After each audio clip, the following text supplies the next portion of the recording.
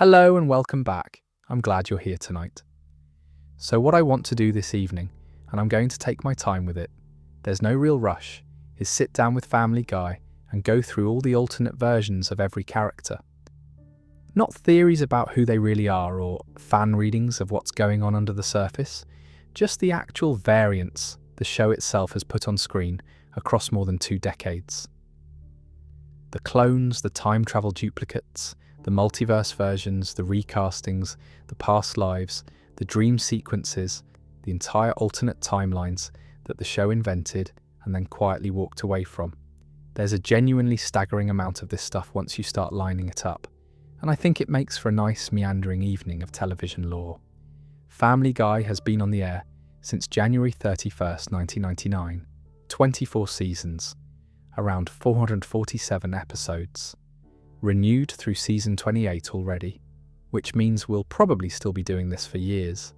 And one of the things that happens to a show running that long, especially one as loose with continuity as Family Guy, is that the canonical version of any given character starts to feel less like a fixed thing and more like a polite suggestion. The default Stewie is one Stewie among many. The default Peter is one Peter in a long line of Peters going back to before America existed, apparently. Brian has been replaced on the show twice and lived a whole alternate life as a salesman at a Hummer dealership. Lois had a previous life as a 17th century woman with the surname Redbush. None of this is fan speculation. The show put it on television and aired it in prime time, and most people watched it once and forgot about it. So tonight is mostly an excuse to gather all of that in one place. We'll go character by character, starting with Stewie, who has had probably the most reimaginings of anyone in the cast, and then working through Brian, Peter, Lois, the kids, the 4 friends, the wider Quahog regulars, and a few of the whole family alternate versions the show has done in single episodes. There's a lot to get through, but the pace is going to be slow, and we're not building toward anything in particular. You can fall asleep at any point and pick it up the next night and not really lose the plot. If you'd like to subscribe while you're settling in, that's completely free, and it does help the channel out, which would be genuinely lovely, but there's no pressure on it. We're here to relax. A small thing I want to say before we get started, because it's going to come up. Family Guy is, as a show, not particularly invested in its own continuity. Characters die and come back. Storylines get retconned and retconned again. A character's entire backstory gets rewritten in season 7, and then ignored in season 9, and then partially reinstated in season 15, with no acknowledgement that any of this has happened. This is not a flaw exactly. It's how the show works. The cutaway gag format means the show is constantly proposing alternative versions of reality and then snapping back to whatever the main plot was, and over time, the line between what's a cutaway and what's canon has gotten properly fuzzy. So when I say something like, Peter founded Quahog in the 17th century, what I mean is, the show aired an episode where that was the explanation, and the show has not contradicted it since. And so, for our purposes tonight, that's a version of Peter. There's a bit of generosity built into how I'm using the word canonical here. I think that's fine. I think the show would agree, right? Get comfortable, sort your pillow out, get the lamp at the right brightness. We'll start with Stewie, because Stewie is the character who has been reimagined more than anyone else on this show, and there's a lot to talk about with him before we get to anyone else. So we're starting with Stewie, we have to. Stewie has more alternate versions than anyone else on the show, which is impressive when you consider that there are around 15 members of this cast who have been recurring for over 20 years. He's a baby. He's been a baby the entire run of the show. He has not aged. And in that time he has been replaced, duplicated, cloned, time-shifted, sent to alternate dimensions, raised by a different family in a different country, and revealed to have been performing a fundamentally different personality the entire time he's been on television. We'll get to all of it. The default Stewie, the one that someone who's seen maybe 10 episodes of this show would picture if you asked them, is the one we know. Football-shaped head, British accent, voiced by Seth MacFarlane, which I always forget until it comes up, because the voice is so removed from how MacFarlane sounds in interviews that it doesn't quite click as the same person. He's the youngest child of Peter and Lois Griffin.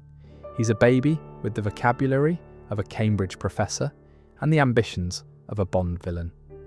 He builds time machines in his bedroom. He has tried to kill his mother on multiple occasions, and the show has mostly treated this as a running joke, although the show's relationship to that joke has shifted over the years. And he carries a teddy bear named Rupert, who he loves more than anyone in his actual family, which is one of the small details that makes the character work as a character rather than just a delivery system for jokes. That's the version of Stewie everyone has in mind. Now let's start working through the others. The most surprising one, and probably the one I think about most, is the version that comes out in Season 16, Episode 12, the 300th episode of the show. It's called Send in Stewie Please, and it's a bottle episode, which means almost the entire thing takes place in one location with a tiny cast. In this case, the location is the office of a child psychologist called Dr. Cecil Pritchfield, voiced by Sir Ian McKellen, which is a bit of casting that I still find slightly unbelievable. The episode is 22 minutes of Stewie sitting in this office and slowly being talked into telling the truth about himself. There are no cutaway gags. There's no B-plot. There's no Peter. It's just the baby and the therapist, and over the course of the conversation, something quite extraordinary happens. Stewie drops the accent. He just drops it mid-sentence, and what comes out underneath is the voice of an ordinary American kid. Nothing British about it at all, and he tells the therapist that the accent has always been a coping mechanism. The British thing, the world domination talk, the elaborate vocabulary, the whole presentation of himself as a baby supervillain. All of it was a character he built. Because the alternative, which was being a normal child in Quahog with no particularly remarkable qualities, felt unbearable to him. He'd rather be feared than ignored. He'd rather be a villain than a regular kid. So he became one. The British accent was a costume. And here's the bit I always come back to. He puts the accent back on. He thinks about staying himself, the real version, the one without the performance, and he can't do it. Going back to being normal feels like death to him. So he reseals the persona, and then a little while later, the therapist has a heart attack in the office, and Stewie just lets him die, because the therapist is the only person who's seen the real Stewie, and that secret can't be allowed to walk out of the room. It's one of the bleaker things the show has ever done, and it doesn't get talked about as much as it probably should, partly because the show went straight back to making cutaway gag episodes the following week and didn't really revisit any of it. So that's the real Stewie, or the canonical real Stewie anyway. American voice, ordinary kid, lonely, scared, and the version we've been watching for 25 years is, by the show's own admission, a costume that the character refuses to take off. Properly remarkable when you sit with it. Now, before he had a backstory, Stewie had a future. The first major alternate version of him to appear on the show is adult Stewie, who shows up in Stewie Griffin, The Untold Story, which was originally a direct-to-DVD movie released in 2005 and then chopped up and aired as 3 season 4 episodes. The episodes are called Stewie Be Good, Bango Was His Name O, and Stu and Stewie's Excellent Adventure. In them, baby Stewie sees a man on the news in San Francisco who looks exactly like him, becomes convinced this is his real father, and goes on a cross-country road trip with Brian to find him. When he finds the man explains, "No, I'm not your father, I'm you." From the future, adult Stewie is called Stu, and Stu is one of the bleakest things this show has ever produced. Stu is a depressed office worker. He has a beige cubicle job. He's lonely, sexually frustrated, single. He has none of baby Stewie's confidence or menace. He's not a genius villain. He's not running anything. He's just a sad man in a tie. There's no British accent, although the show plays this a bit ambiguously, since this is years before Send in Stewie formally explains the accent thing. And what the episode is doing, although it doesn't quite say it out loud, is saying, look, this is what becomes of children who construct elaborate personas to feel special. They grow up and the personas don't carry, and they end up in cubicles. Baby Stewie is horrified by Stu, and the episode lets him be horrified, which is fair. Stu is not the only future Stewie the show has done though. In season 19, episode 13, called Terminator, Brian and Stewie travel to the year 2060 using a portal device they've apparently borrowed from Rick and Morty, and there they find another version of future Stewie, this one leading a faction in some kind of war against a faction led by future Brian. The whole conflict, it turns out, started over an Instagram comment. Future Stewie is a battle commander in a post-apocalyptic 2060 because future Brian made a snarky reply on a photo Stewie posted. That's the canonical reason. I love this show. Then there's Bertram. Bertram is one of the more genuinely strange long-running characters on this show, and most casual viewers don't quite know what to do with him. He first appears in season 4, episode 22, Sibling Rivalry. The setup is that Peter accidentally fathered a child by a lesbian couple via a sperm donation mishap, which is exactly the kind of plot Family Guy will do without breaking stride. The child, Bertram, is essentially Stewie's half-brother, and he is also a baby, and he is also a diabolical genius, and he is also voiced by a baby. He even appears earlier than that, technically, as a single sperm cell that survives Stewie's massacre of Peter's reproductive material in A Mission Impossible, which is an episode you have to remind yourself is real. Bertram is the only sperm in the batch with personality. He and Stewie meet briefly inside Peter's body, recognise each other as kindred spirits, and then go their separate ways. So Bertram is, in a sense, Stewie's brother. But he's also another version of Stewie. He's what Stewie would be if Stewie had been raised by lesbian mums instead of by Peter and Lois. He has the same essential qualities, the intelligence, the arrogance, the desire for global domination, but applied differently. They eventually try to kill each other. Bertram makes a real run at this in The Big Bang Theory, season 9, episode 16, where he goes back in time to the 15th century to murder Leonardo da Vinci, who is supposedly Stewie's ancestor, in order to erase Stewie from existence. Stewie has to go back in time to save Leonardo, and ends up resolving the whole thing by becoming his own ancestor through a method I will not describe in detail because it is one of the weirder things this show has done. The point is, Bertram is alive somewhere out there in the show's continuity, a whole second Stewie in another house in Quahog. The show just doesn't really mention him much. While we're on the subject of Stewies he's accidentally created, there are also the clones. In an episode I won't name because the title is impolite, Stewie creates a clone of himself to do household chores. The clone, which the show calls Bitch Stewie, is mentally limited and physically falling apart almost immediately. By the end of the episode, the clone has a broken leg and an eyeball hanging out, before dissolving entirely. Brian, watching this, decides he wants a clone too, which is one of those moments where you realise the show is allergic to its own internal logic. Brian clones himself, and Brian's clone is even worse than Stewie's, because Stewie made Brian's clone carelessly. Bitch Brian's jaw falls off, and he dissolves first. Then Bitch Stewie dissolves. And that's the end of that subplot. Two cloned versions of two main characters appeared, fell apart visibly, and were never mentioned again. There's another evil clone Stewie that I find more interesting, partly because the show actually does something with him at the end. The premise is that Stewie has been losing his edge. He's not as evil as he used to be. So he builds a machine that's supposed to enhance his evil side, except the machine concentrates the evil into a separate clone instead. The clone walks out of the basement, attacks Brian, cuts off Brian's tail, and then escapes into Quahog, where it goes on a rampage that includes luring the Kool-Aid Man into a trap so it can drink him. Eventually they catch the clone, and Brian has to shoot one of the two Stewies, but he doesn't know which is which. He gets them both to look at their feet, on the theory that the evil one will laugh at his own feet and shoots the one who laughs.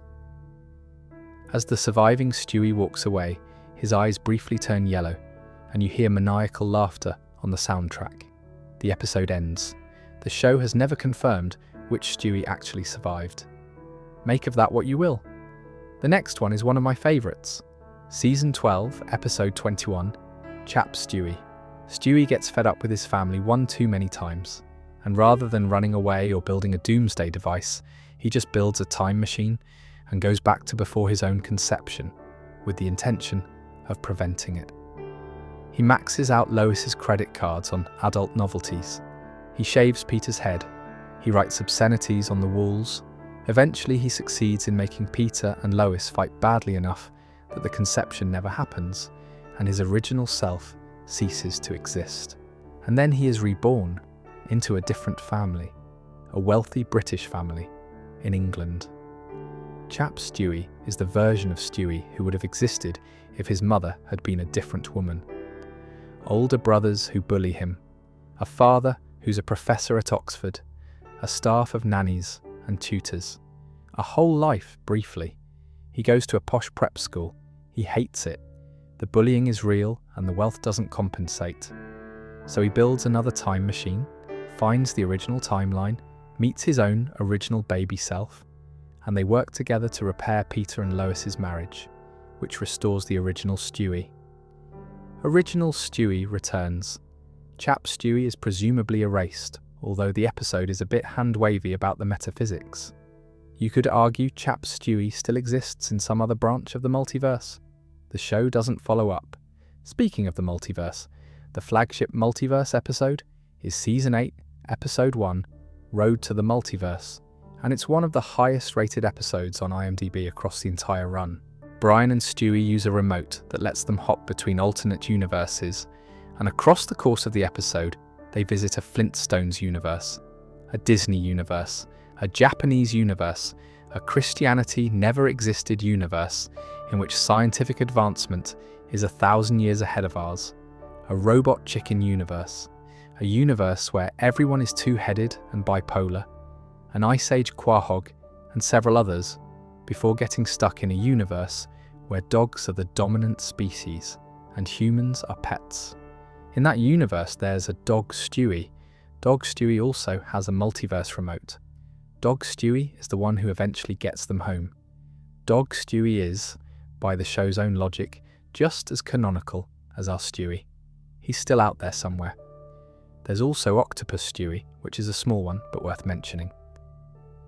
In a Season 2 episode that includes a Y2K-themed dream sequence, Stewie mutates into an octopus in a post-apocalyptic version of Quahog. It's a dream, technically. But so are a lot of things in this show that I'm counting. And then there's the small infinity of Stewies that show up in Back to the Pilot, Season 10, Episode 5. Brian and Stewie travel back in time to the original pilot episode, and in the course of trying to fix what they accidentally broke, they end up creating multiple alternate timeline futures, each of which sends its own version of Brian and Stewie back to the present. By the climax of the episode, the Griffin's backyard is full of Stewies and Brians, all arguing with each other, all from slightly different futures. Eventually, our original Stewie sends them all home and shoots Brian in the leg to close the loop. But for a minute there, you get a glimpse of how many Stewies there could have been, and the answer is a lot of them. There are smaller variants too. In Roads to Vegas, Season 11, Episode 21, Stewie's teleporter creates a duplicate set of himself and Brian, sending one pair to Las Vegas the slow way and one pair the fast way. Both pairs have completely different luck across the trip. One wins everything, one loses everything, and various Stewies and Brians die at different points across the episode. There are at least 2 dead Stewies in that episode that the show never accounts for. He's been Jesus in the Christmas pageant Cutaway. He's been the lead in a fairy tale parody in Grim Job. He's been a knight, a soldier, a 1950s milkman. There's almost no historical period or genre setting that doesn't have a Stewie variant somewhere in the show's archive of cutaways. Out of all of these, the one I keep coming back to is the one without the accent. Because what that version of him implies quietly is that every other version of Stewie we've ever seen, including the multiverse ones, including the future ones, including the clones, has been a baby in a costume the whole time. There's a lonely American kid underneath all of them. Even the evil one with the yellow eyes was performing the evil. That's a properly haunting thing to put in a show that's also doing pratfall jokes about a giant chicken. Anyway, let's talk about Brian. So Brian is interesting because, unlike Stewie, who has a lot of variants, but is fundamentally always Stewie underneath, Brian has actually been replaced as a character. Multiple times. The show has done that. They've removed the dog, put a different dog in his slot, run that for a stretch of episodes, and then either reversed it or pretended it didn't happen. He's also lived previous lives we know almost nothing about, so we'll work through it. The default Brian is the talking white Labrador. He's anthropomorphic to a degree that the show has never properly explained. He drives a car, he writes novels, badly, he votes in elections, he drinks martinis, he goes to therapy, he dates human women, sleeps with human women, and has had romantic feelings for Lois on multiple occasions across the run. He's voiced by Seth MacFarlane, which makes 3 of the main Griffin family members, all played by the same person. And he's the show's surrogate for liberal sensibility, sort of, in that the writers will give him a politically inflected speech and then immediately undermine him by reminding the audience that he's a self-impressed dog who's read just enough books to be insufferable. Now, Brian's pre-Griffin life is one of the least explored things on the show, and it came out of nowhere in season 19 in an episode called Who's Brian Now? The setup is that Brian wanders into an animal shelter while drunk, and the shelter scans him for a microchip he didn't know he had, and the chip leads them to a family called the Hendersons. The Hendersons are well off and well educated. They live in a nice house. They had Brian as a puppy and somehow lost him, and then he ended up with the Griffins. Brian briefly leaves the family to go back to the Hendersons and try to live the life he was originally supposed to have. It doesn't work out. The Hendersons don't treat him like a member of the family, so he comes home. But what's left after that episode is the unspoken implication that there's a whole pre-show. Brian we never got to meet, a puppy somewhere in another house, a dog who, in another timeline, never wandered to the Griffins at all. The episode also has a small but funny detail at the end where it's mentioned that Chris was originally taken from a Dutch family. So in the same episode, you find out the family has at least 2 members who were essentially abducted from other homes. We'll come back to Chris. Now, the most famous Brian replacement is Vinny, but it's not the first one. The first one is New Brian, from season 6, episode 22. The plot is that Brian goes away for a few weeks, and during that time the family adopts a temporary dog called New Brian, voiced by Tony Sirico. New Brian is everything our Brian is not. He's relentlessly cheerful. He's actively kind. He gets along with everyone. The family loves him. Brian comes home, finds himself comprehensively replaced, and ends up moving out and staying with Cleveland and then with Quagmire.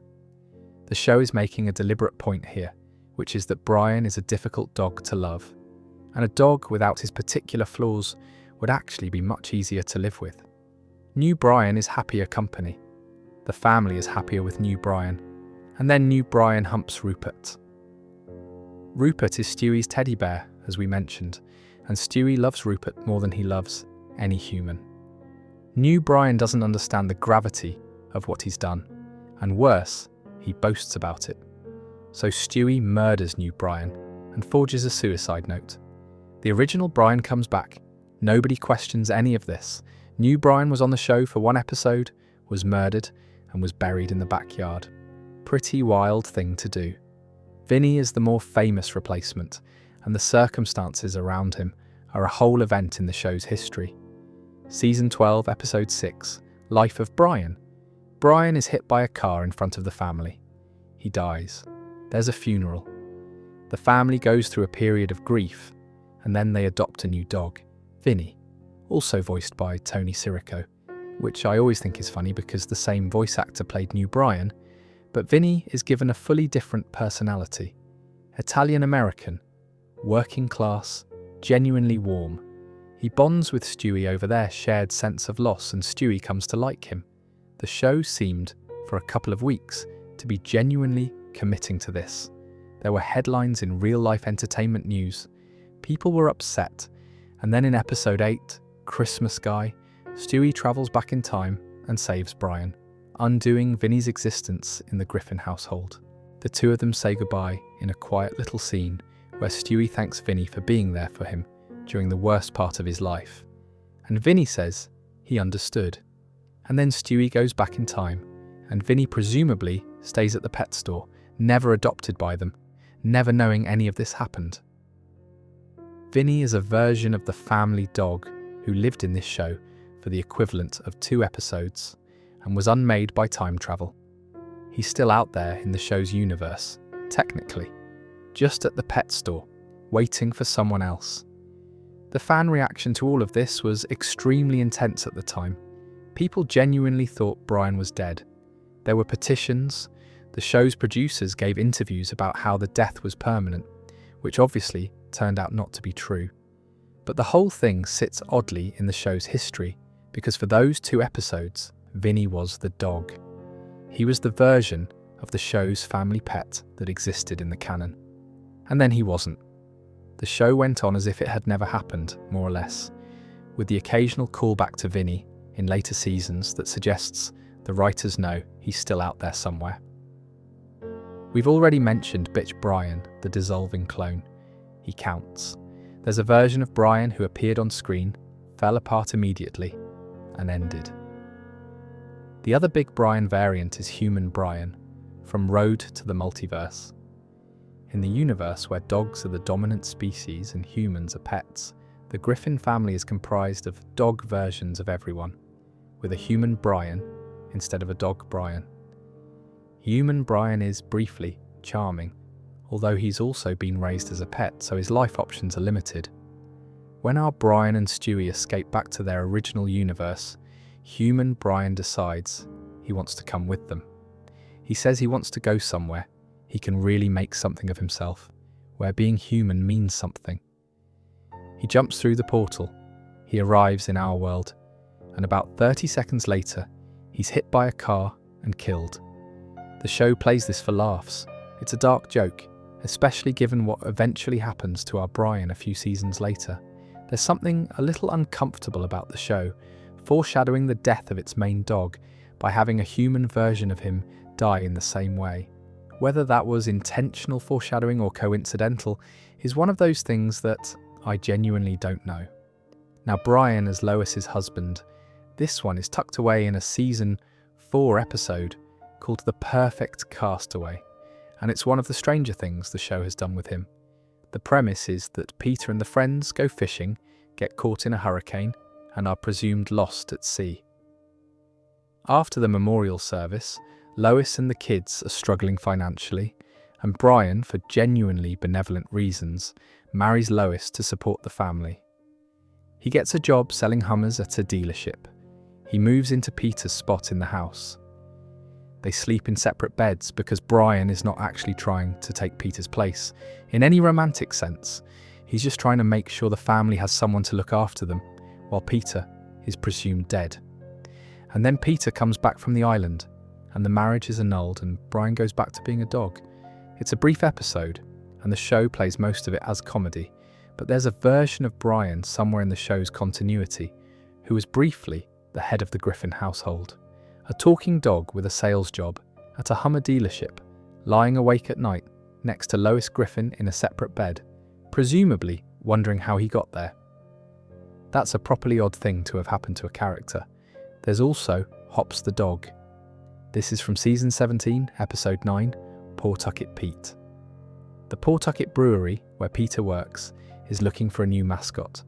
They go through a series of options and eventually land on Brian, who they rebrand as Hops the dog and pair with Peter as Peter's sidekick in advertisements. Hops is a hit. Hops becomes more popular than Peter as the brewery's mascot. Brian gets the title Top Dog. He's briefly the face of the company. It doesn't last. There's a parade balloon disaster involving helium, and Hops is fired, and the whole thing collapses. But for a stretch of an episode, Brian had an alternate professional identity that came with merchandise and a costume. And then there are the future Brians. We mentioned future Brian briefly in the Stewie section, the one in 2060, leading a faction in a war started by an Instagram comment. There's also the Brian from The Big Bang Theory, Season 9, Episode 16, who exists in the future Stewie travels to in order to escape an explosion. There's the multiple Brians from Back to the Pilot, all from slightly different futures, all crowded into the Griffin Yard. There's the Brian who, in one timeline created by their messing with history, becomes the author of the Harry Potter books. That's right, there's a version of Brian who is canonically J.K. Rowling, and then there's Old Brian, which is one of the quieter ongoing things in the show. The fact that Brian is a dog, and dogs do not live forever, has come up more often as the show has gone on. There's a recurring acknowledgement, especially in episodes like Dog Bites Bear, that Brian is approaching the end of his lifespan, even though, as a cartoon character, he is also clearly never going to age. It's an interesting tension. The show has him die in Season 12, brings him back, and then keeps reminding us that he's getting older. In Don't Be a Dickens at Christmas, Season 16, Episode 9, Peter has a Christmas Carol-style vision of his future, and in that vision, Peter has died, and the only thing left of him is that he exists as old Brian's dog farts. Brian is still there, aged but there. Peter's gone. The wife of an aged Brian is something the show puts on screen and asks you to take seriously for a second before moving on. There are smaller alternate Brians too, dotted throughout the cutaways. Brian as a contestant on The Bachelorette, Brian as a stand-up comic, briefly, in Guy Robot, which goes badly, Brian on The Bachelor, Brian as a film director after he kickstarts a hockey-playing dog movie in Start Me Up, Brian as the husband to a dying woman who unexpectedly recovers in Season 17, which left him in a marriage he hadn't really planned for, Brian as a high school student, Brian back at Brown University, trying to finish his degree. Twice. Each of these is its own small alternate version of him. A career he could have had, a life he tried on for an episode, and then put back down. There's a small thing about Brian that the Hendersons reveal, and that the Lois husband episode reveals too, which is that the version of him without the alcoholism is genuinely a different dog.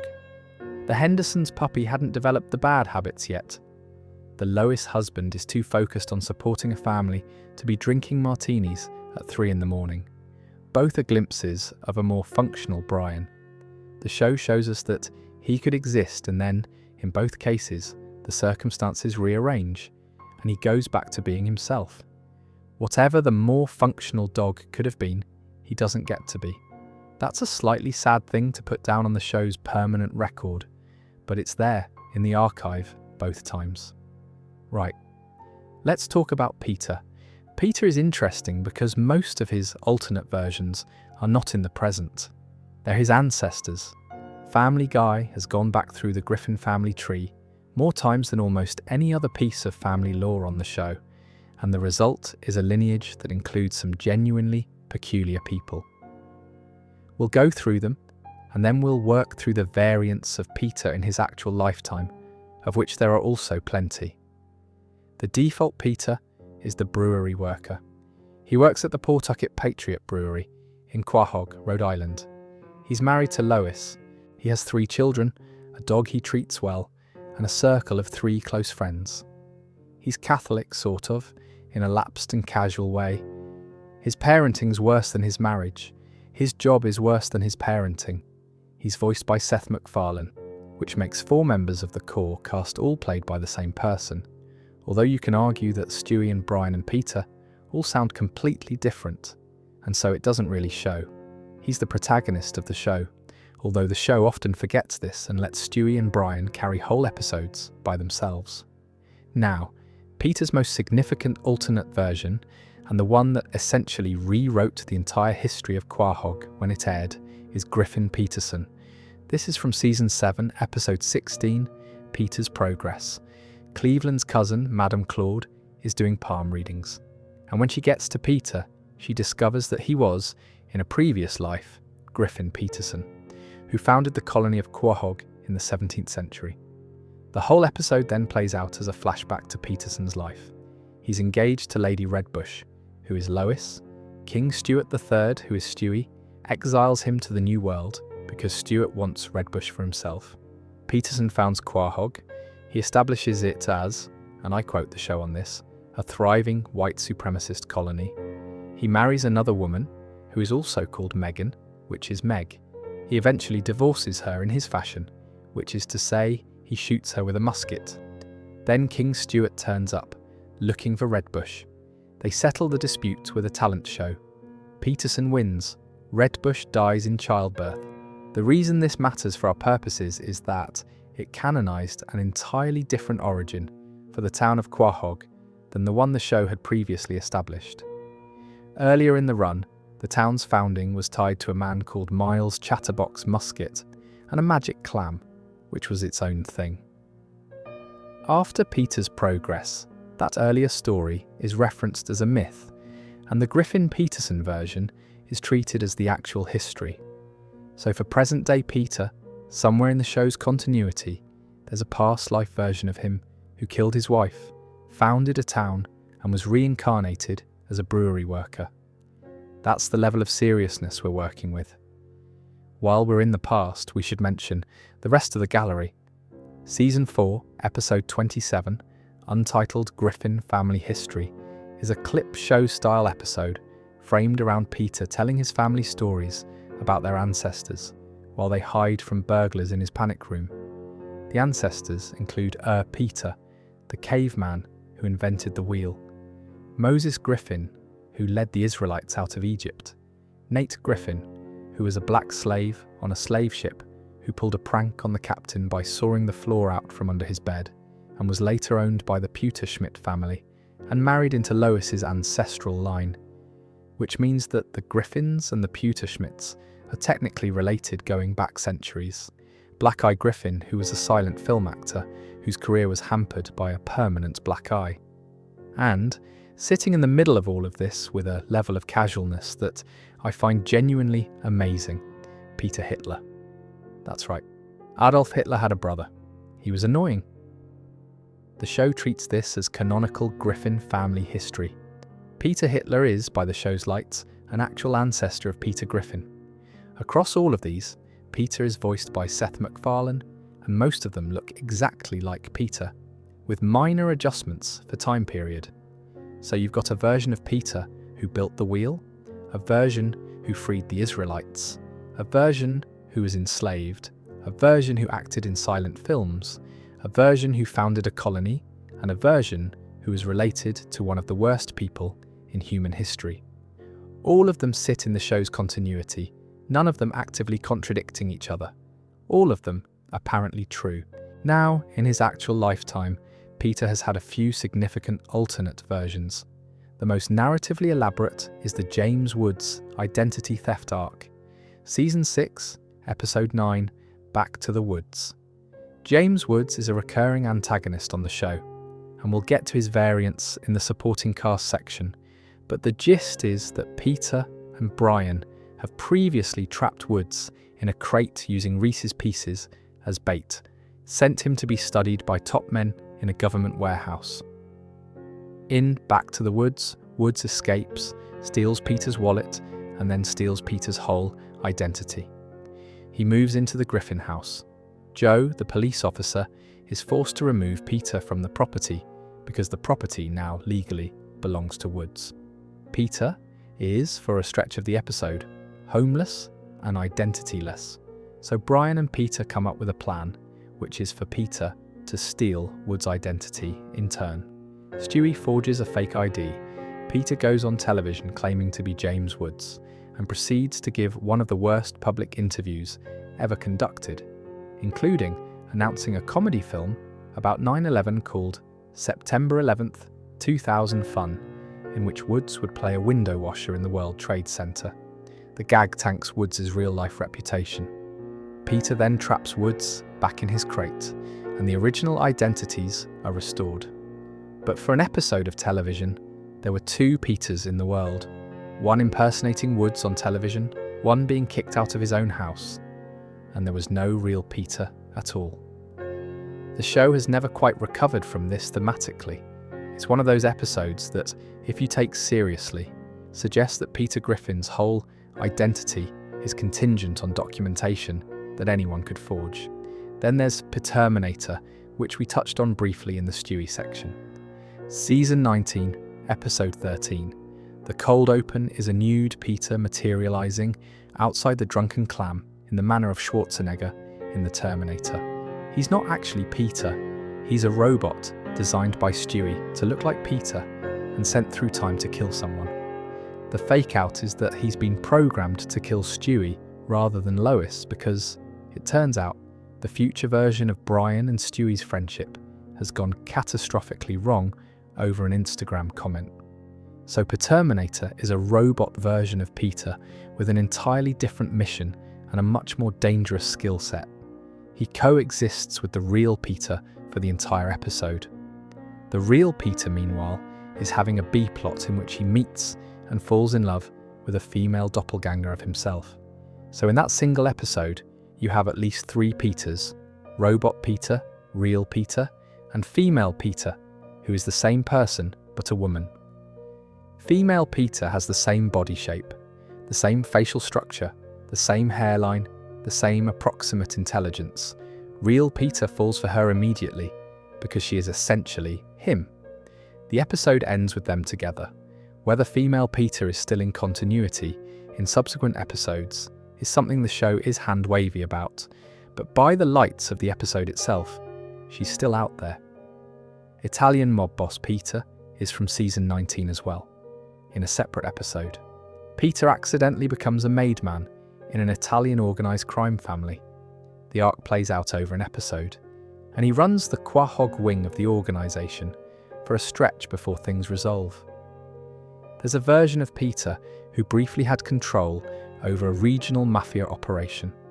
The show treats this with the same level of investment as it treats him learning to use a forklift. Press Secretary Peter is bigger. Season 17.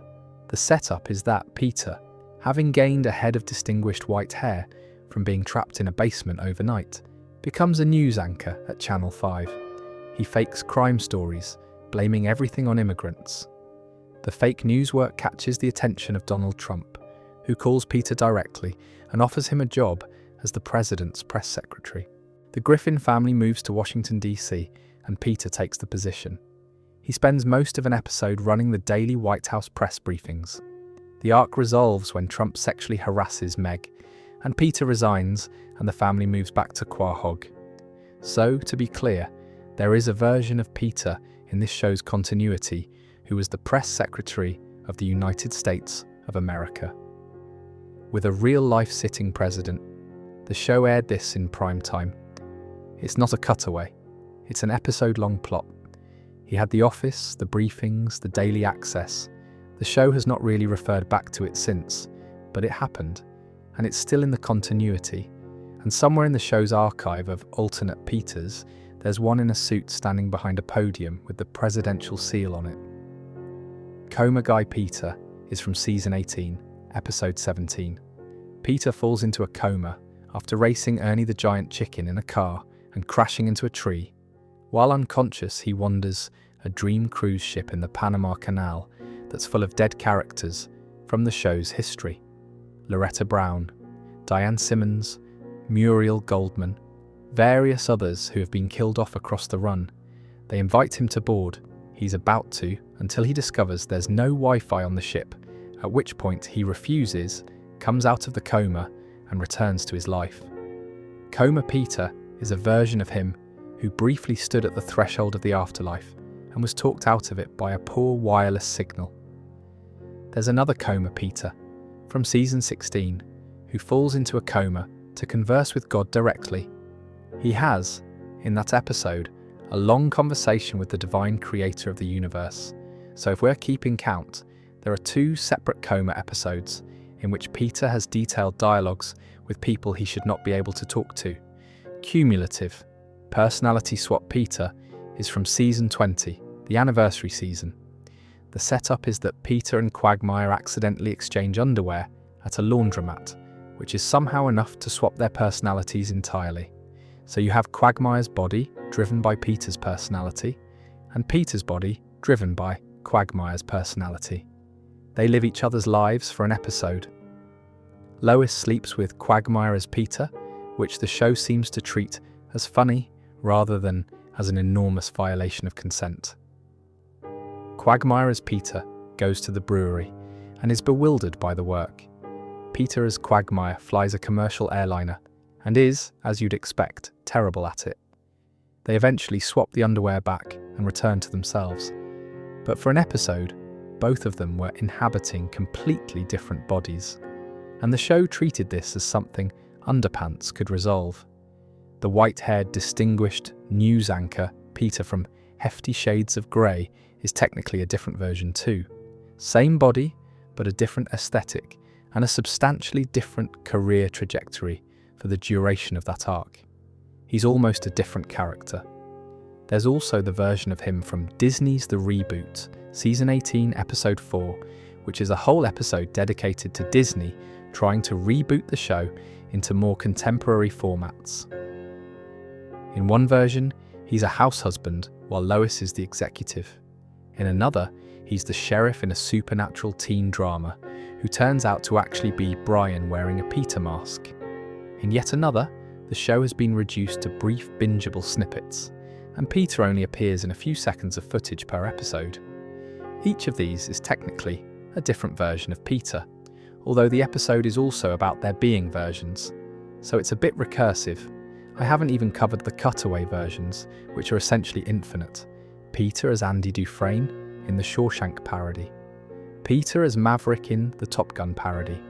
Peter as a Star Wars character across 3 full episodes. Peter as Brett Kavanaugh, briefly, on the Supreme Court in Season 23. Peter as a Civil War sheriff in Bumblescum after the FBI relocated the family. Peter as the lead of his own television network, PTV. Peter as a hippie in San Francisco. Peter as a forklift operator. Peter as a deaf DJ. Peter as a mall Santa. Peter as a morbidly obese food truck owner. Peter as the manager of a strip club he converted from a cookie store. The show keeps making new ones, and they keep stacking up. And at this point, you almost have to ask which Peter is actually the canonical one. The brewery worker version is the most stable across the run, but he's also the version of Peter who spent the least screen time being himself. Most of his episodes have him doing something other than what he's supposed to be. The default is the version that gets disrupted the least, but it's not the version we see most often. The version we see most often is whatever the writers thought would be funny that week. Right. Lois. Lois is one of those characters who looks, on the surface, like she's the stable centre of the family, the responsible one, the parent who's actually paying attention. And then you start cataloguing the things she's done across the run of the show, and you realise that she's almost as unstable as anyone else in the cast. She just hides it better. Most of her alternate versions involve her doing something genuinely alarming, and the show framing it as either an aberration or a comedy beat or both. The default Lois is Lois Pewterschmidt, married to Peter, mother to 3 children. She comes from one of the wealthiest families in New England. Her father, Carter Pewterschmidt, owns most of the show's economy. Her mother, Babs, is from old money. Lois rejected the wealth and the lifestyle when she married Peter, which is something the show has gone back to repeatedly as a source of family tension. She gives piano lessons, she manages the house, she voices reason in most family disputes. She's voiced by Alex Borstein, who has won an Emmy for the role, and the voice itself is one of those things that's instantly recognisable. So that's the version of her people would describe, if asked. Now the others.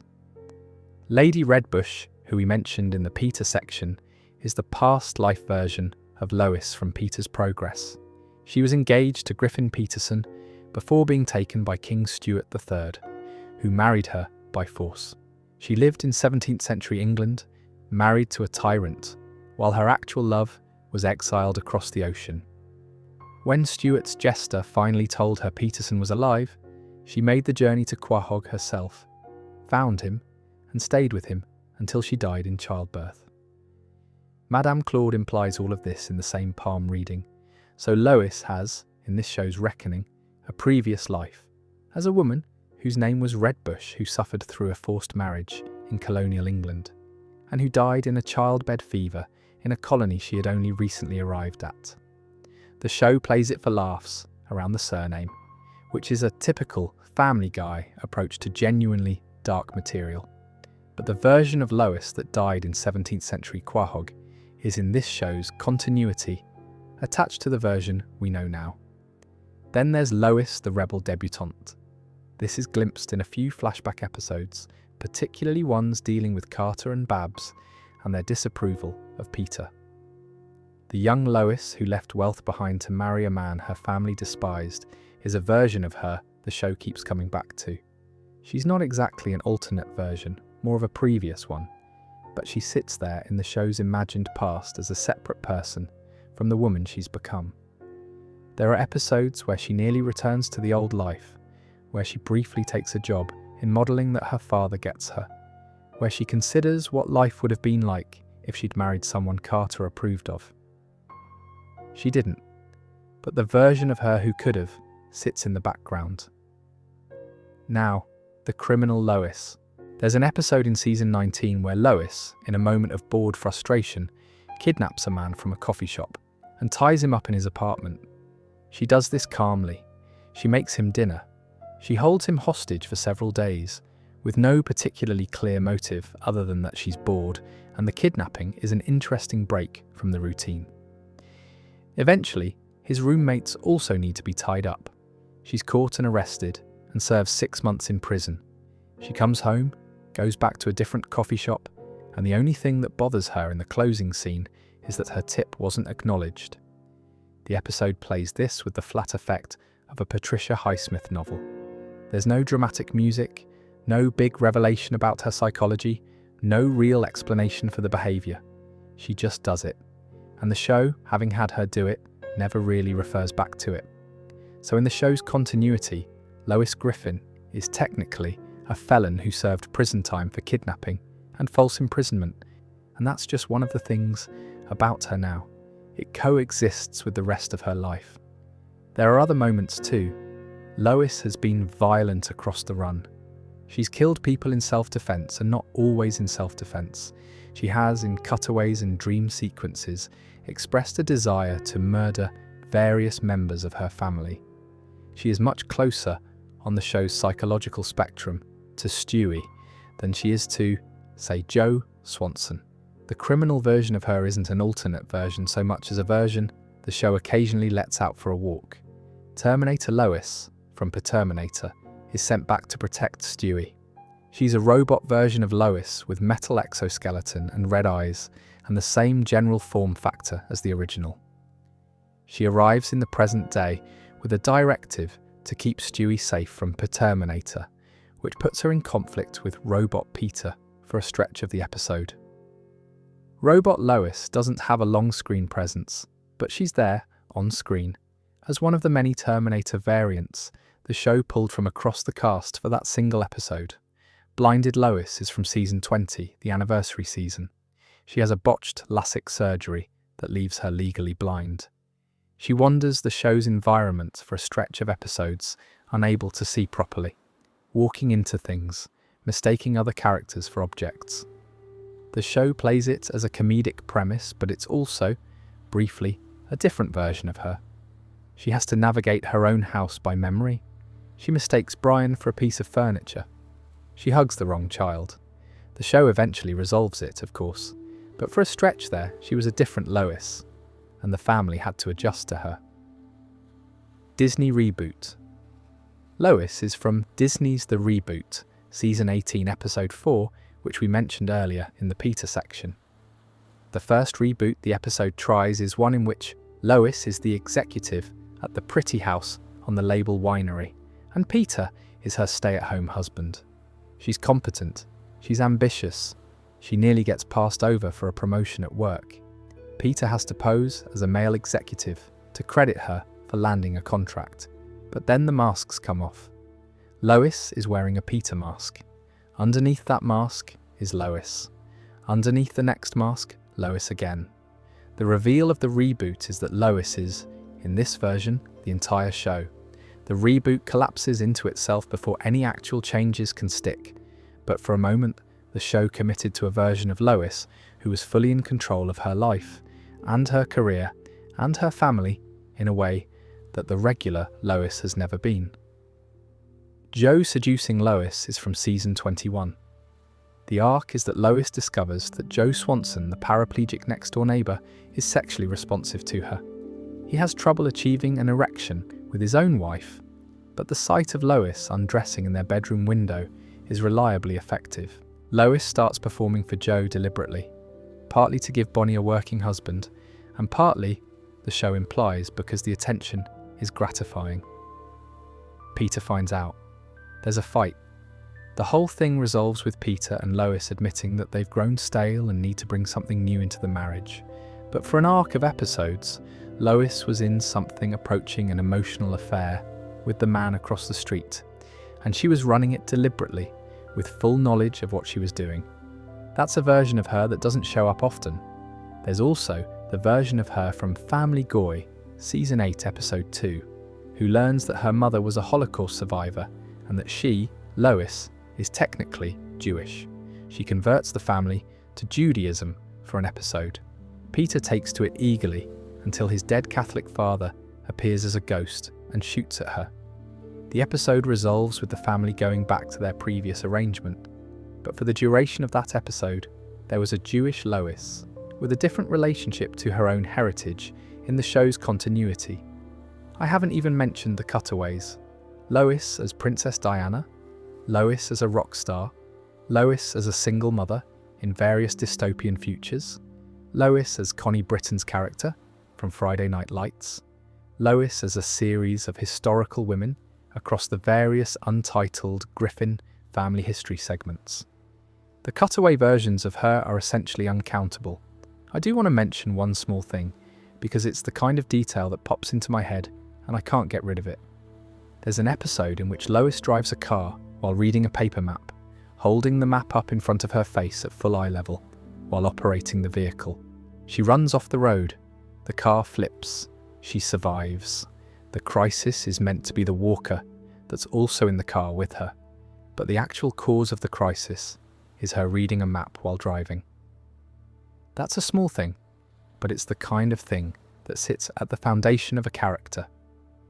Whatever version of Lois we're looking at, in any timeline or alternate universe or reboot, the baseline behavioural profile probably includes reading a paper map at eye level while doing 60 in a residential area. It's a bit of consistency the show has earned across all the variants, even if it didn't mean to. The kidnapper Lois is, in some ways, the most surprising thing in this whole catalogue, because the kidnapper version is the only one where the show, briefly, allowed her to be as strange as everyone else in the cast. The other versions of her are mostly variants of competent woman in unusual circumstances. The kidnapper is something different. It's a Lois who does something genuinely peculiar, for no clear reason, and isn't punished by the narrative for it. She just goes back to her life afterward. Not many shows would do that with the wife character. Family Guy did, and then it didn't really mention it again. Right, the kids.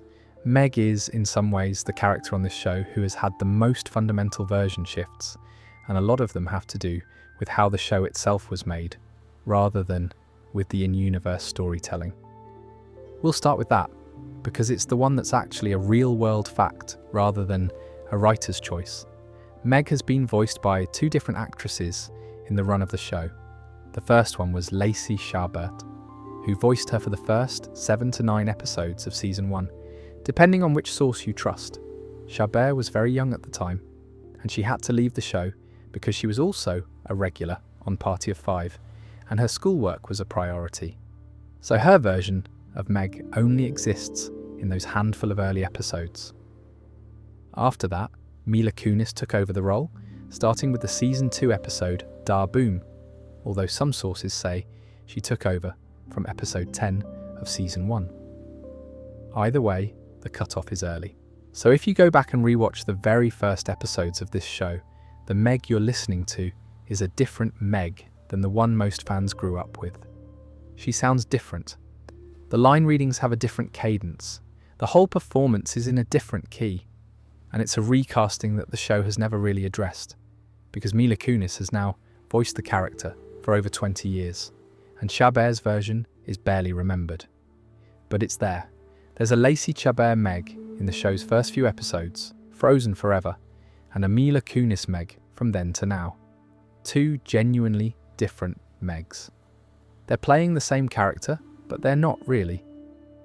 The next big alternate version is Megan, with the colonial spelling, who appears in Peter's Progress. This is Griffin Peterson's first wife in 17th century Quahog. She is biologically our Meg. Same actress, same character design, adjusted for the period. Peterson married her after he was exiled to the New World, lived with her for a stretch, and then, when Lady Redbush returned, he shot Megan with a musket so he could be with Redbush. Madame Clude, who is reading all of this, narrates this with the same casualness as everything else in the episode. So Meg in this show has a past life as a colonial wife who was murdered by her own husband for being in the way of his preferred relationship. The show has not unpacked the implications of this. It just put it on television and moved on. Multiverse Hot Meg is a brief one, but worth mentioning. In Road to the Multiverse, when Brian and Stewie visit the universe where Christianity never existed, they encounter a version of the Griffin family in which Meg is genuinely beautiful. The implication being that the joke about Meg's appearance is not about her face being inherently strange, but about something specifically wrong with the original Quahog universe. Brian openly enjoys looking at this version of her. The episode does not dwell on what this means about everyone else in the show treating regular Meg the way they do. It's just there, briefly, and then they move on to the next universe. But it confirms that the running gag about Meg being unattractive is something the show is in on, and that there's a version of her in the multiverse who looks completely different. The surrogate version of Meg is from season 22. Bruce and Jeffrey, the recurring gay couple from Quahog, ask Meg to carry a child for them. She agrees. She gets pregnant. She has cravings and mood swings, and the full physical experience of pregnancy. She gives birth, on screen, to a daughter named Lisa, and then she gets attached. She doesn't want to give the baby up. Bruce and Jeffrey are slow to come and pick Liza up, partly because Meg keeps telling them not to. Eventually, Lois confronts the situation. The baby's first words indicate she wants to be with her dads, and Meg lets them take her. So in the show's continuity, there's a version of Meg who is, briefly, a mother. She gave birth to a child she loved, and gave that child up. The arc is one of the more genuinely emotional things the show has done in recent years, and it surprised me when it aired, because Meg is usually used for cruelty rather than for sincerity. The version of Meg who briefly raised a baby is sitting somewhere in the show's continuity, having had that experience, and she's never going to fully get back to who she was before it. The Brian Crush version of Meg is from season 5. Brian reluctantly takes her to a school dance, partly out of pity, and Meg interprets it as romantic interest. She develops an obsessive fixation on him that the show plays mostly for laughs, but that has some genuinely uncomfortable edges. She gets a tattoo of his name. She tries to kiss him. He's horrified. The arc resolves and the show goes back to default. But there's a version of Meg in the show's history who was, for an episode or two, in love with the family dog, and was treating that love as if it were real and reciprocal, and it took a serious effort to talk her out of it. The Joe Crush version is similar in shape but different in target. Meg developed a crush on Joe Swanson, the paraplegic next-door neighbour, in an episode where she came to admire his physical resilience and his job as a police officer. She tried to make herself paraplegic too, throwing herself in front of his squad car so they'd have something in common. Joe stopped her, sat her down, explained that this was not a thing she should be doing. The show is light on what happens to Bonnie, Joe's wife, in this period, but the implication is that Meg was, briefly, in genuine pursuit of a married man twice her age, and the only thing that stopped her was Joe being decent. Meg dating the giant chicken son is from season 23. The giant chicken is the show's recurring antagonist for Peter, the bird that keeps getting into multi-episode fights with him for reasons that escalate further with each appearance. The chicken has, the show has revealed, a wife and children, a whole family life that exists outside the brawls with Peter. One of those children is a son, who is also a giant chicken, and Meg dates him for an arc. So in the show's continuity, there's a Meg who was in a romantic relationship with a sentient anthropomorphic chicken. That's where we are.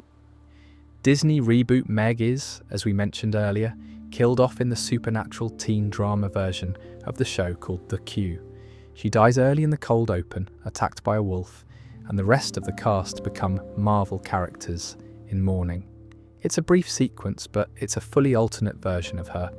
She dies before the plot starts, which is the joke, that even in a reboot the writers can't be bothered to give her any meaningful screen time.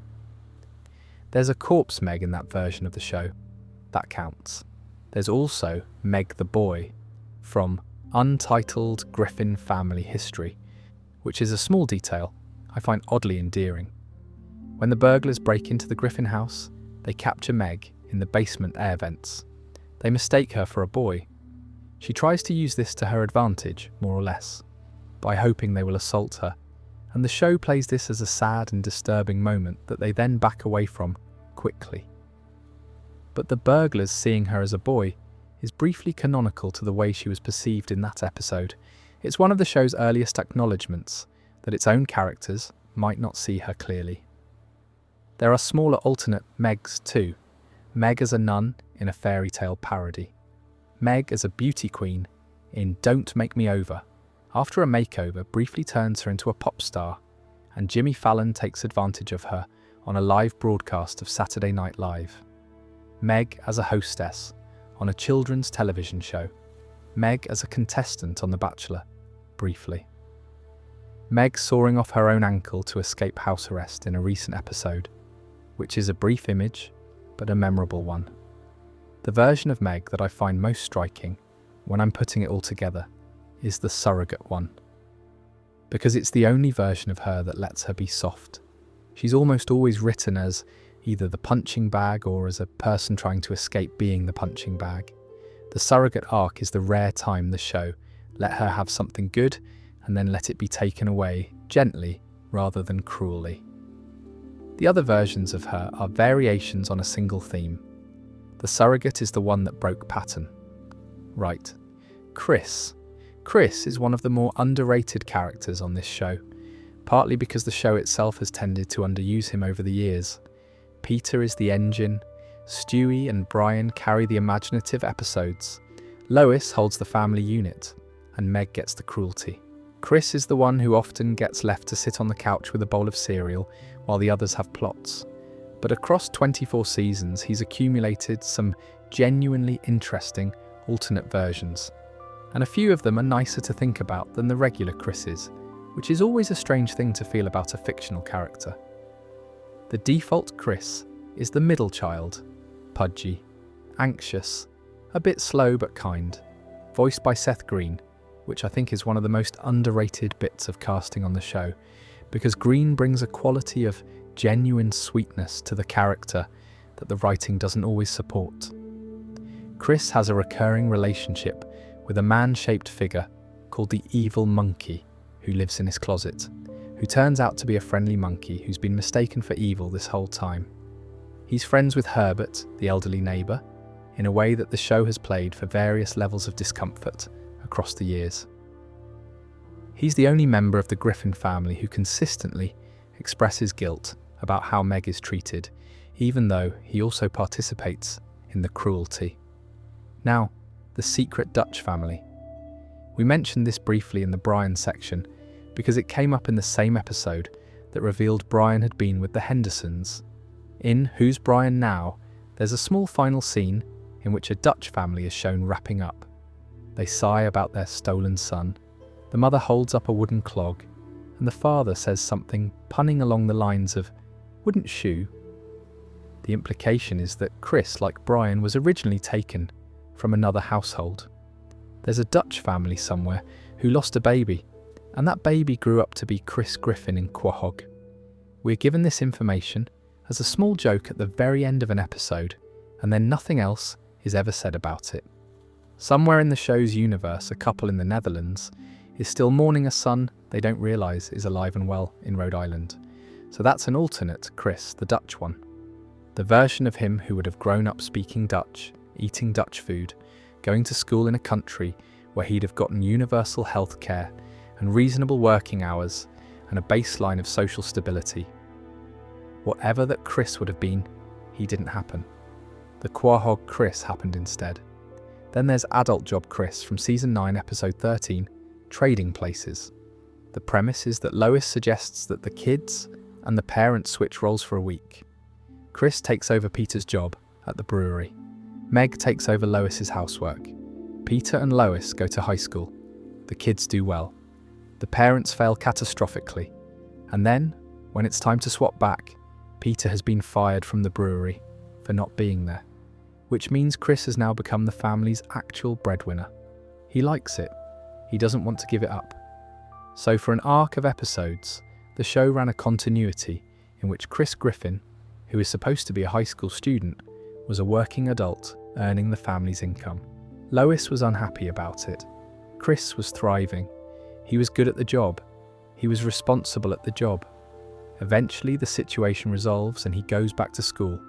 But for a stretch there, he was the version of himself that the show only rarely lets him be. Competent, employed, a contributing member of the household. There's a version of Chris in this show's continuity who could have just kept being that. He chose to go back to being a teenager. The show didn't really explore why. Chris and Sam is from Season 3, Episode 12, to Love and Die in Dixie. The Griffin family is relocated to a town called Bumble Scum in the Deep South via the Witness Protection Program, after a robber Chris saw at a convenience store comes after him. While there, Chris befriends a local child named Sam. They get along. There's a closeness. Sam kisses Chris before the family leaves town. Chris is bewildered. Then it's revealed that Sam is a girl. The show plays this as a comedic reveal, but for the duration of the episode, Chris was in his first romantic relationship, and that relationship existed in a southern town, in a parallel version of his life. After the family returns to Quahog, Sam is left behind. There's a version of Chris's life that included a girlfriend named Sam in the Deep South. The show didn't follow up on that either. Chris in Space from Season 11, Episode 9, Space Cadet, is one of my favourite small alternate Chris's. The setup is that the family's worried about Chris's academic performance, and they send him to space camp at the Kennedy Space Center to boost his confidence. While giving the family a tour of the space shuttle, Stewie accidentally launches it into orbit. The Griffins are stuck in space. Chris ends up being the one who saves them. He uses what he learned at camp to stabilize the shuttle and bring it home, while the rest of the family panics. He's hailed as a hero. He spends the closing scene of the episode being competent in front of a crowd that's cheering him. So for an episode, Chris was an astronaut who saved his family from a space accident. He had the calm under pressure that none of the others had. The show goes back to him being academically struggling Chris in subsequent episodes, but the version of him who flew the shuttle is in there somewhere. He still knows how to do that. The hidden anatomical version of Chris is from Season 3, Episode 5, and the wiener is Peter, in a sauna, discovers that his son Chris has, anatomically, surpassed him.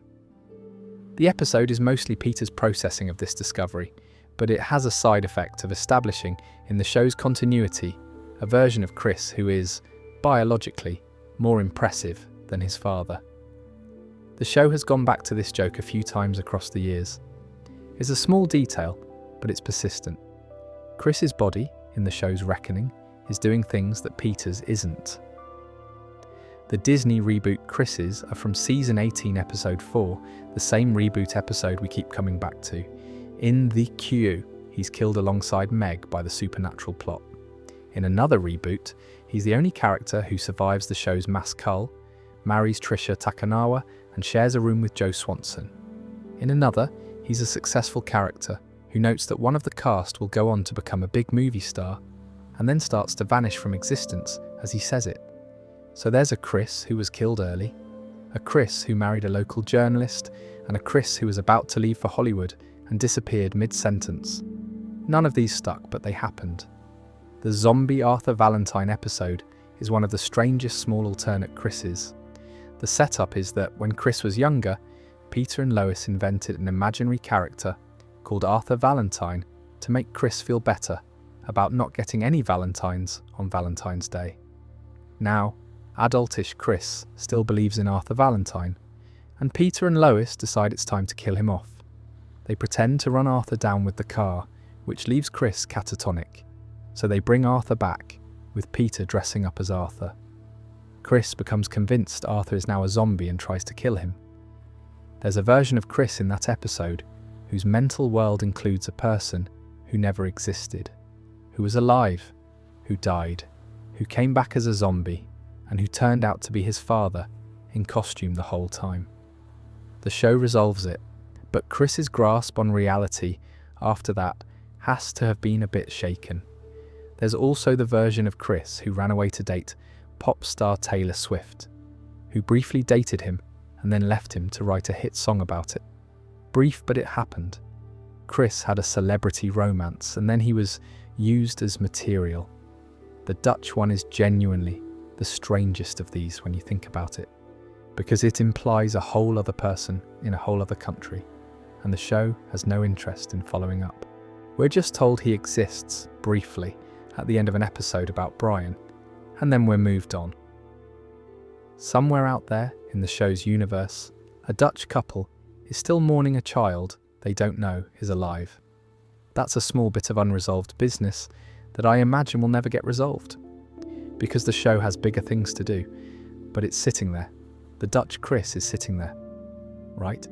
The four friends.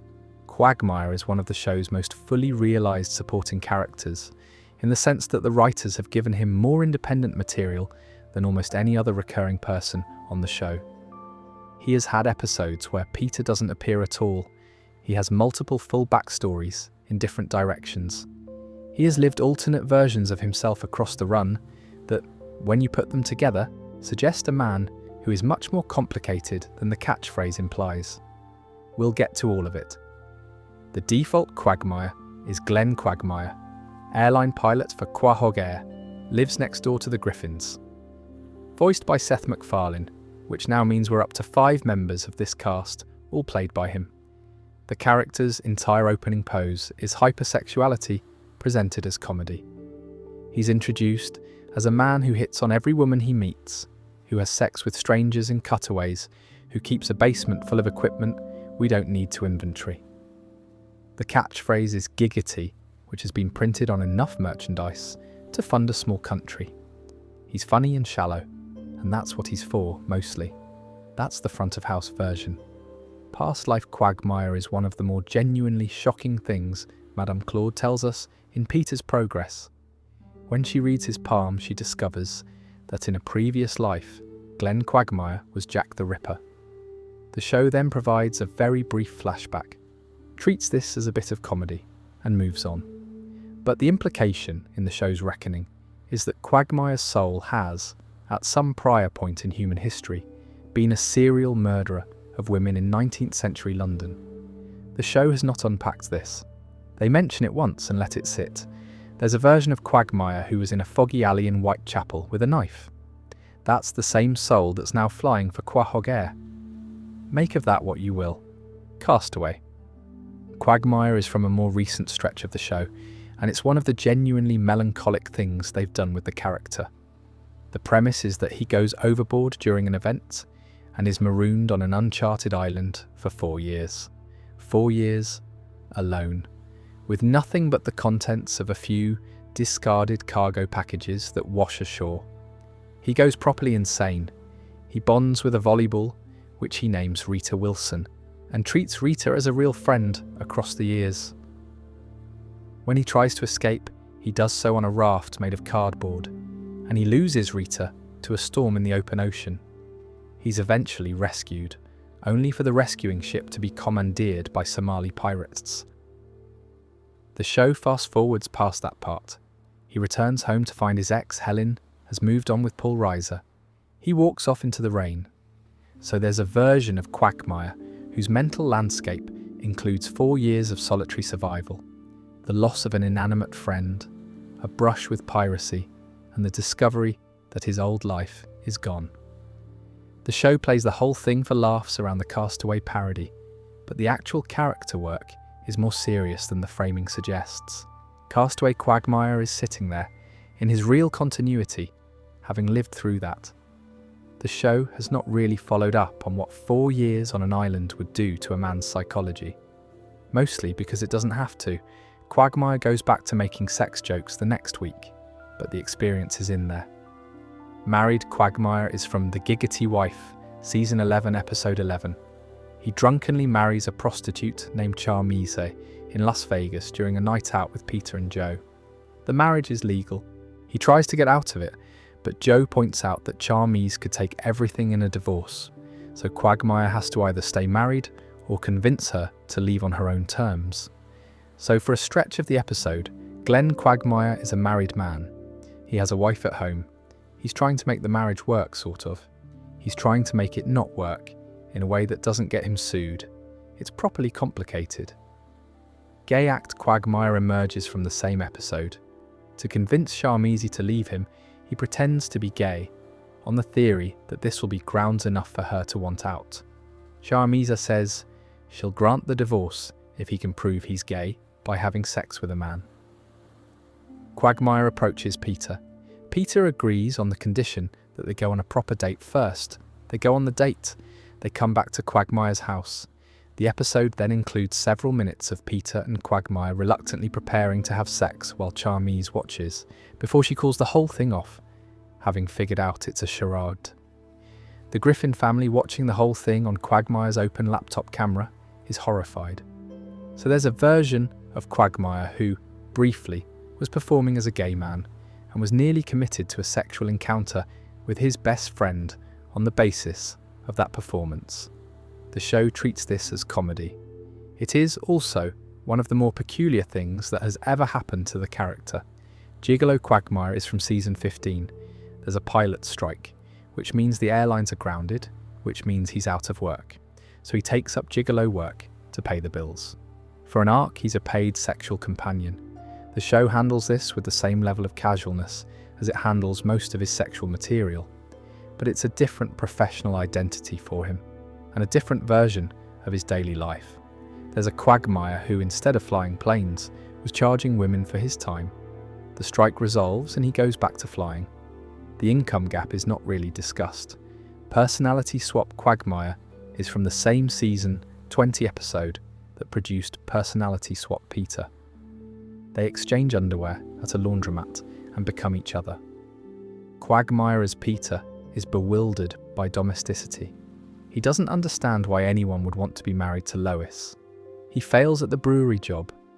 Peter as Quagmire is in Quagmire's body, in his bachelor apartment, trying to fly a commercial airliner and failing in ways that should have created international incidents. There's a version of Quagmire's body that, briefly, contained Peter Griffin's mind. The show resolves it eventually. But for an episode, Glenn Quagmire was operating with a different brain. Father Quagmire has appeared a few times across the run, in different forms. There's the Anna Lee version, where he finds a baby in a basket and tries to raise her, before giving her up for adoption when her crying interferes with his sex life. He notes ruefully that he might bump into her in 18 years given that he's still going to be himself. There's the Courtney version from season 17, where he discovers he has a teenage daughter who's been alive all along, and that becomes a permanent change to the character. Courtney sticks around in subsequent seasons. So there's a version of Quagmire who is now a father in the show's actual canon, and he's still navigating that. There's also the version from Jerome is the New Black, where he reveals to Brian after years of seeming hostility that he genuinely hates Brian, and the reasons he gives are detailed and personal, and honestly, mostly correct. Brian is left speechless. That's a Quagmire who has been keeping a long-running grudge in silence, and who finally decided to articulate it, and the articulation is one of the more memorable speeches in the show's history. There's a version of him who is precise about his dislike of someone in a way that the comedy version isn't. The murderous Quagmire is from the Brenda's Brother episode, where Quagmire's sister, Brenda, is in an abusive relationship with a man called Jeff. Quagmire, after a series of failed interventions, decides to kill Jeff. He plans the murder with Peter and Joe. They take Jeff hunting in the woods. Jeff figures out the plan, turns the tables on them, and is about to kill Quagmire when Quagmire, having been strangled to near unconsciousness, mounts a desperate attack and runs Jeff over with a car, crushing him against a tree. So there's a version of Glenn Quagmire who is a murderer. He killed a man, in self-defense to be fair, but he killed him. The show has not really followed up on what that does to him. He goes back to Giggity. There are smaller alternate Quagmires too. Quagmire as a kamikaze pilot's grandson. Quagmire flying various planes in various wars. Quagmire as a youth, glimpsed in flashbacks. Quagmire as a participant in the multiverse Griffins. Quagmire with a face full of muscles in his left arm from a brief addiction to internet pornography in Season 8, which is a small detail, but a memorable one.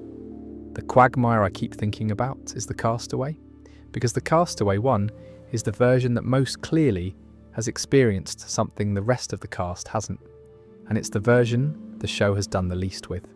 He came back from the island, and the show treated it like a one-off plot, and then he kept being himself. But 4 years alone on an island doesn't leave a person. There's a Quagmire underneath the Giggity who knows what it feels like to talk to a volleyball as if it's a friend. The show has not asked him about it.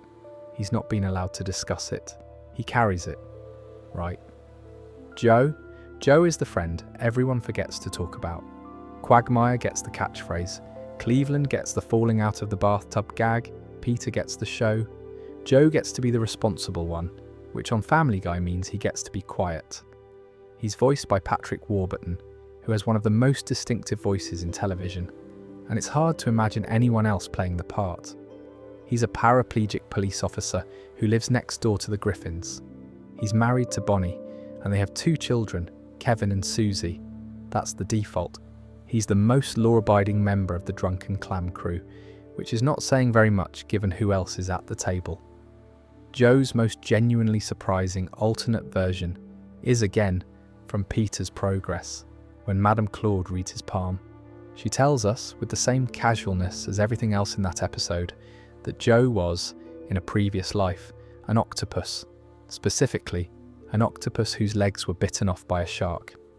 The implication, which the show makes clear, is that this is why he's paraplegic now. The trauma of the octopus's leg loss carried across the soul into Joe's present-day disability. So the show's explanation, in canon, for why Joe Swanson uses a wheelchair is that he was a shark-attacked octopus in a previous life. That's the theological framework the show's offering. I find this delightful, partly because it's exactly the kind of thing the show does well, taking something serious about a character and giving it a backstory so absurd that you can't really argue with it, and partly because it sits there in the show's continuity completely unchallenged. Joe being an octopus in a past life is canon. He carries that. The man knows on some level that he used to have 8 arms and did not survive the experience. Walking Joe is from Foreign Affairs, Season 9, Episode 17. The setup is that Bonnie has gone to Paris and is considering having an affair. Joe, to win her back, demonstrates that he can stand up and walk to her, which Bonnie takes as proof of his commitment. They reconcile.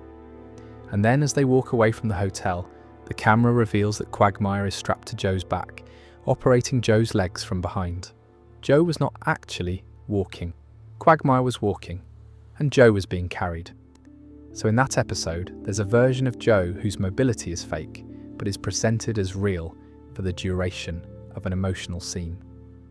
There's also, technically, a version of him whose lower body is being controlled by Glenn Quagmire, while his upper body is being honest with his wife. That image of two grown men strapped together pretending to be one walking man is one of the show's stranger sustained gags. It's played as funny in the moment, but if you sit with it, it's one of the more peculiar things the show has had Joe agree to. Quadriplegic Joe is a more permanent change. In season 14, Joe is rendered quadriplegic for a second time after a running of the bulls incident, which is a phrase I never thought I'd type. He'd previously been quadriplegic at one point in the show's history and had recovered to paraplegic. After the running of the bulls, he's quadriplegic again. He stays that way for a stretch of episodes. The show plays this with mixed degrees of sincerity.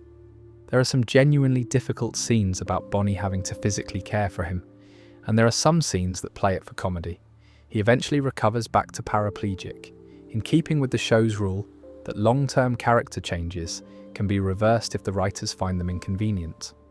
So Joe has, in his actual lived continuity, been disabled to varying degrees across different seasons, and his current configuration is the result of multiple medical events. The show has sometimes followed up on, and sometimes not. Dance instructor Joe is from a cutaway, although the cutaway is long enough that it counts as its own narrative. He's a dance instructor for Jewish senior citizens, and he falls in love with one of his students, a woman named Jennifer Schnoz, despite his current dance partner, Dancy McGee, having a TMJ injury. Jennifer's father, Dr. Hartman, forbids him from dancing with Jennifer. Joe stands up to Hartman on the night of the talent show. He and Jennifer perform a triumphant dance. Then he reveals that he has impregnated her, and Jennifer subsequently has jaw surgery.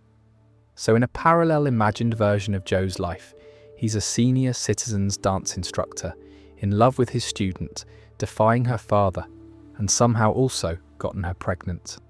The cutaway is brief, but properly weird. Then there's Kevin Swanson.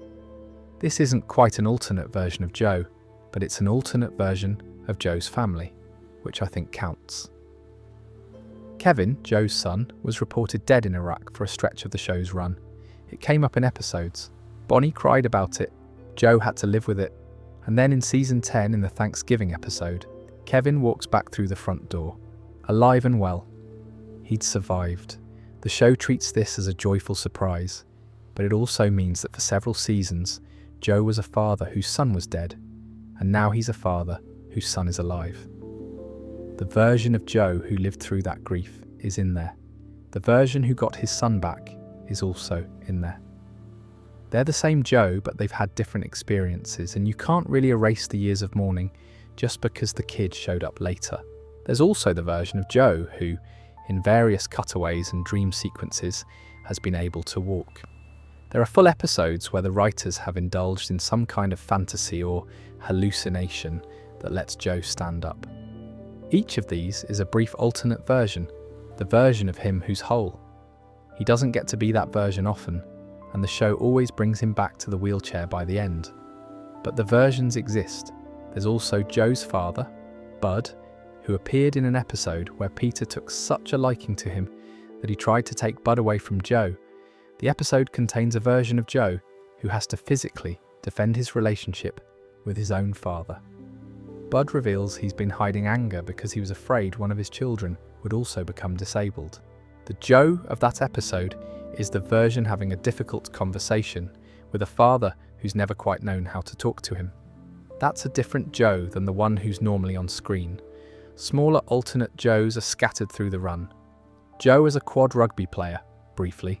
Joe as a stage actor in Lois's productions.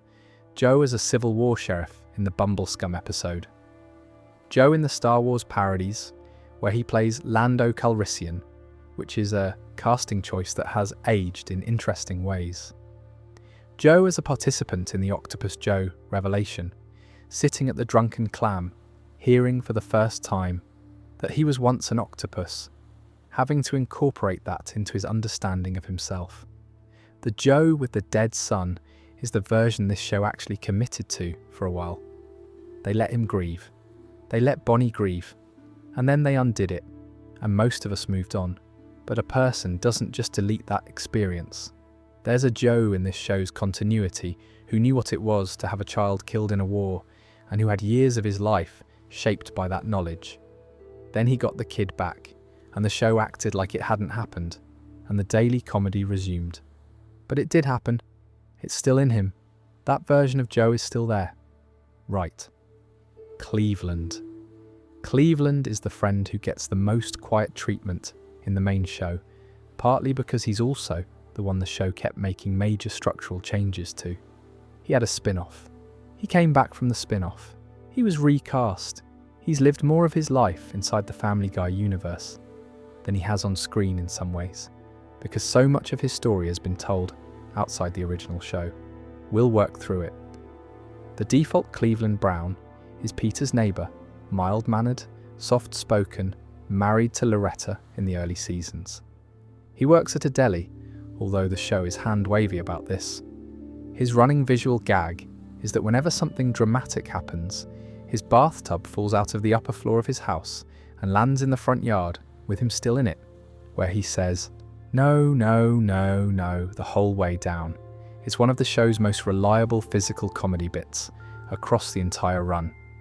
Now, Cleveland was voiced by Mike Henry from 1999 through to 2020. That's over 20 years of the same actor in the role, across more than 300 episodes if you count both Family Guy and the spin-off. In September 2020, Mike Henry stepped down from the role. He made a public statement that, and I'm paraphrasing here because I don't want to get the wording wrong, persons of colour should play characters of colour. The role was given to Arif Zahir, who took over starting in season 20. Zahir's Cleveland is audibly a different Cleveland. He's playing the same character, with the same physical mannerisms and personality traits, but the voice is in a different register. The cadence is different. The line readings find different beats. So there are now, in the show's history, two Clevelands. The Mike Henry Cleveland exists in the first 300-odd episodes. The Arif Zahir Cleveland exists in everything after. The character is continuous from the perspective of the show's plot, but if you're listening, you can hear the seam.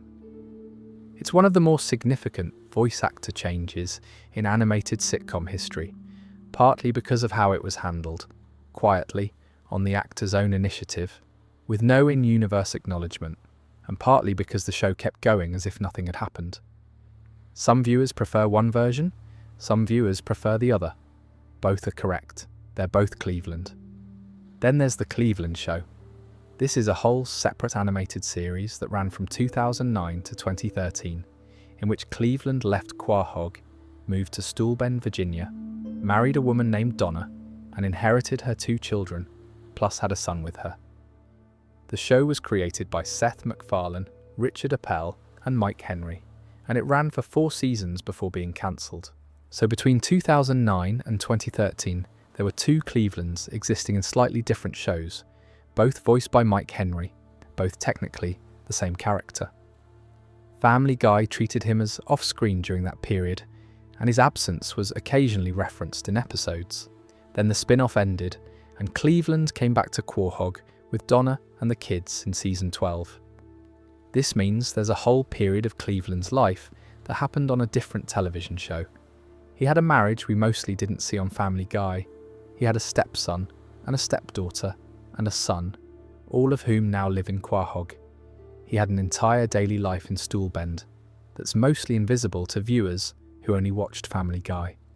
The Cleveland who returned to Quahog in season 12 is not the same Cleveland who left in season 7.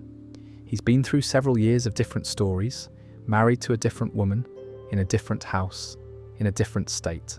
The continuity is officially seamless, but functionally, that's a substantially different Cleveland coming back. The pre-Loretta divorce Cleveland is its own version. Loretta, his first wife, was killed off in the early seasons of the Cleveland Show. So in the original Quahog era, Cleveland was a man with a wife and a son, Cleveland Jr., who lived 2 houses down. He was a very different presence in the friend group at that point. Loretta was characterised in ways the show would probably handle differently now, but she was a fixture. There's a stretch of seasons in which Cleveland is, in his daily life, a husband and a father living next to the Griffins. That ended. Loretta cheated on him with Quagmire in one of the show's more dramatic plotlines. They divorced. Eventually, Loretta died. Then Cleveland found Donna. So the Cleveland we have now is a substantially different man from the one who first appeared in season 1, even before you get into the recasting. Andy Dufresne Cleveland is one of the longer parody Clevelands. In a Shawshank parody, Cleveland plays Red, opposite Peter as Andy Dufresne. The whole prison sequence is essentially a Cleveland-led narrative, with Cleveland providing the voiceover, which the original Morgan Freeman performance was famous for. Cleveland's voice is well suited to the rhythm of that voiceover. The parody runs for a substantial portion of an episode, and for that runtime, Cleveland is essentially playing a different character entirely, in a different universe, with a different name. He's Red, then the parody ends and he goes back to being Cleveland. There's also the Pixar short Cleveland, which is a small thing but worth mentioning. There's an episode that ends with a brief animated short in the style of Pixar's pre-feature shorts, in which Cleveland is a mailman trying to deliver a package while encountering a series of small obstacles. The short is genuinely sweet. It's also a fully alternate version of Cleveland. Different art style, different physics, different setting, no dialogue. He's a silent character in a Pixar short, briefly, and then the episode resumes its normal format. There are smaller alternate Clevelands too. Cleveland as a high school student in flashbacks. Cleveland as a participant in the various multiverse sequences. Cleveland as the 4th member of the Drunken Clam crew in different configurations across the years. There was a stretch when he wasn't there, and Jerome filled the spot. There was a stretch when Joe was hanging around with different people. The show's treatment of Cleveland as a member of the friend group has shifted with whatever the writers needed at the time. Mike Henry's Cleveland is the one most viewers grew up with, and his voice is, in a real sense, the original. The Arif Zahir Cleveland is the right person for the role going forward, and the show is better for having made the change. But there's an entire version of the character, voiced by a different actor, for 2 decades, that lives in the show's earlier seasons, and that won't be added to. Mike Henry's Cleveland is finished. He exists in those episodes only. Whatever he was going to do, he's done it. The character is now someone else's to play. That's a strange thing to think about, as someone who watches the show. There are characters whose voices have changed, and you barely notice. There are characters whose voices have changed and the show feels different. Cleveland is somewhere in between. He sounds different now, but he is the same character, and we're meant to keep treating him that way.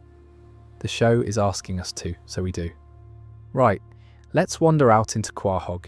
We're going to slow the pace down a bit here, because there are a lot of supporting characters, and rather than going as deep on each one, I want to walk through them gently. Quahog has a properly developed supporting cast, newscasters, town officials, school staff, the people at the bar, the family who run the pharmacy, and most of them have been in the show long enough to have alternate versions of their own. Some of those variants are small, some of them are quite substantial. We'll work through them at an unhurried pace. The biggest one, I think, is the mayor. Quahog's mayor for most of the show's run was Adam West, played by the actual Adam West. He served as mayor from season 2 through to season 17, which is a properly long stretch. The character was an eccentric man who treated his office like a personal art project, who held meetings in unusual places, who occasionally wandered off into the woods. He was beloved. He was also, in the show's universe, a real person, Adam West the actor, who had also been Batman. The show never quite explained how those two facts coexisted. He was just the mayor and also Adam West, both at once. When Adam West the actor died in 2017, the show wrote the character out. As you'd expect them to, they didn't recast. They retired Adam West with proper dignity, and then in season 19 they introduced a new mayor for Quahog named Wild West, voiced by Sam Elliott. Wild West is a completely different mayor. He's rugged, he has a moustache, he levitates occasionally, he has a sponsored sheep, he's married to a woman the show has explored a bit, and he has an absentee father called Old West, who has also appeared. Wild West is now the mayor of Quahog in canon. He's been the mayor for several seasons, so Quahog has had two completely different mayors across its history. The first one, eccentric and gentle. The second one, rugged and absurd in an entirely different register. The town's political life has not been continuous. There was a transition. The show handled it about as well as you can handle the death of a regular cast member, by introducing a new character who's not a replacement but a successor. They're not the same. They were never going to be. The first mayor was a man with a particular sense of humour about himself. The second mayor is a different man with a different sense of humour about himself. Quahog kept going. It does that. The other significant recasting that's worth talking about is Death. Death, the character, the personification of the end of life, who has appeared on the show across multiple episodes, was originally voiced by Norm Macdonald. Macdonald gave Death a particular cadence, flat, dry, slightly bored, with the timing of a stand-up comic. The Norm Macdonald Death has a presence that's quite distinct, partly because of who Macdonald was as a comedian. He was killed off, sort of, replaced anyway, when Adam Carolla took over the role in later seasons. Carolla's Death is a different Death. He plays it broader, more sitcom, less stand-up. The character continues. The voice changes. So there's a Norm Macdonald Death sitting in the early to middle seasons of the show, and an Adam Carolla Death in the later seasons. When Norm Macdonald died in 2021, the loss of the original voice became permanent in a different way. There was no possibility of getting him back. Whatever Death was meant to sound like, in his original conception, that sound is now completely fixed in the episodes that already aired. The current Death is a different Death. Both versions are canon. Connie D'Amico is the high school cheerleader who recurs as a tormentor of Megs. She was voiced originally by Fairuza Balk in her first appearance, and then permanently recast to Lisa Wilhoit. So Connie has had two voices too, although the recasting happened earlier in the show's run, and most viewers don't even remember the original. The Fairuza Balk version exists in a single episode, and then never again. The Lisa Wilhoit version is the one everyone knows. Both are technically the same character, and the show has never addressed the change. That happens a lot in animation. James Woods is one of the show's recurring antagonists, and he's had so many variants by this point that he's almost a category unto himself. He's the actor James Woods, playing himself, but he's also a fictional version of himself. And across the show's run, he's been imprisoned, escaped, stolen Peter's identity, hosted a dinner party where every guest got murdered, returned to torment the cast, and been variously trapped, freed, and trapped again. There's the version of him that Peter and Brian first capture. In Season 4, Episode 11, Peter's got Woods, using a trail of Reese's Pieces, and lock in a crate to be studied by top men, which is a phrase the show uses without further explanation. There's the version of him in Back to the Woods, who escapes that crate and steals Peter's identity. There's the version of him in the Season 9 premiere, and then there were fewer, who hosts a dinner party at his mansion at which he is murdered, in a parody of And Then There Were None. He gets stabbed, the plot resolves with him very dead. Diane Simmons turns out to be the killer. Diane is shot by Stewie. James Woods is gone. Except he isn't, of course, because this is Family Guy, so he's back later. Multiple times, he's appeared in cutaways, in subsequent storylines, in references. Each appearance is, technically, a different version of him, since the character died in the show's continuity at one point, and was then either resurrected or disregarded. The show is hand-wavy about it. James Woods is recurrently in this show, in some form regardless of whether that makes sense. While we're on Diane Simmons, she was the news anchor at Channel 5, alongside Tom Tucker, for several seasons. She was a familiar character. The show used her constantly. And then in the season 9 premiere, she was revealed to be a serial killer who had been picking off various supporting characters. Across the episode, at the dinner party, Stewie shot her dead at the end of the episode, and Diane has stayed dead since. So there's the version of Diane the audience knew for years, the friendly newscaster, and there's the actual version, the murderer, who was revealed at the end. Both versions existed on screen across the show's run. We just didn't know about the second one until it was too late. Tom Tucker is the other half of that news desk, and Tom has had a few alternate versions himself. He was, briefly, Peter's mother's boyfriend in Season 5, Episode 2, Mother Tucker. For an episode, Tom was nearly Peter's stepfather. Peter became fond of him, started looking up to him, and was disappointed when Tom and Peter's mother split up. There's a version of the show in which Tom Tucker became part of the Griffin extended family. The show didn't take that road, but it almost did. Herbert is the elderly neighbour with an inappropriate interest in young men, particularly Chris. The show treats him as a recurring punchline whose discomfort is the joke. There aren't many alternate Herberts, but he had a stretch in Season 3 where he was reduced to a phone caller, leaving 113 messages on the Griffin's answering machine, asking what had happened to the paperboy. That's a brief alternate version of him, just in the form of a man who is alone in his house, obsessing over a teenager who has disappeared. The episode plays it as comedy. It is also, on reflection, a somewhat upsetting image. Mort Goldman is the local pharmacist. Mort, in Season 7, Episode 3, Road to Germany, accidentally finds himself in 1939 Poland after stepping into Stewie's time machine, thinking it was a portable toilet. So there's a version of Mort that was, briefly, in Nazi-occupied Poland on the eve of the invasion, terrified and trying to get home. Brian and Stewie went back to rescue him. They escaped. Mort came back to Quahog.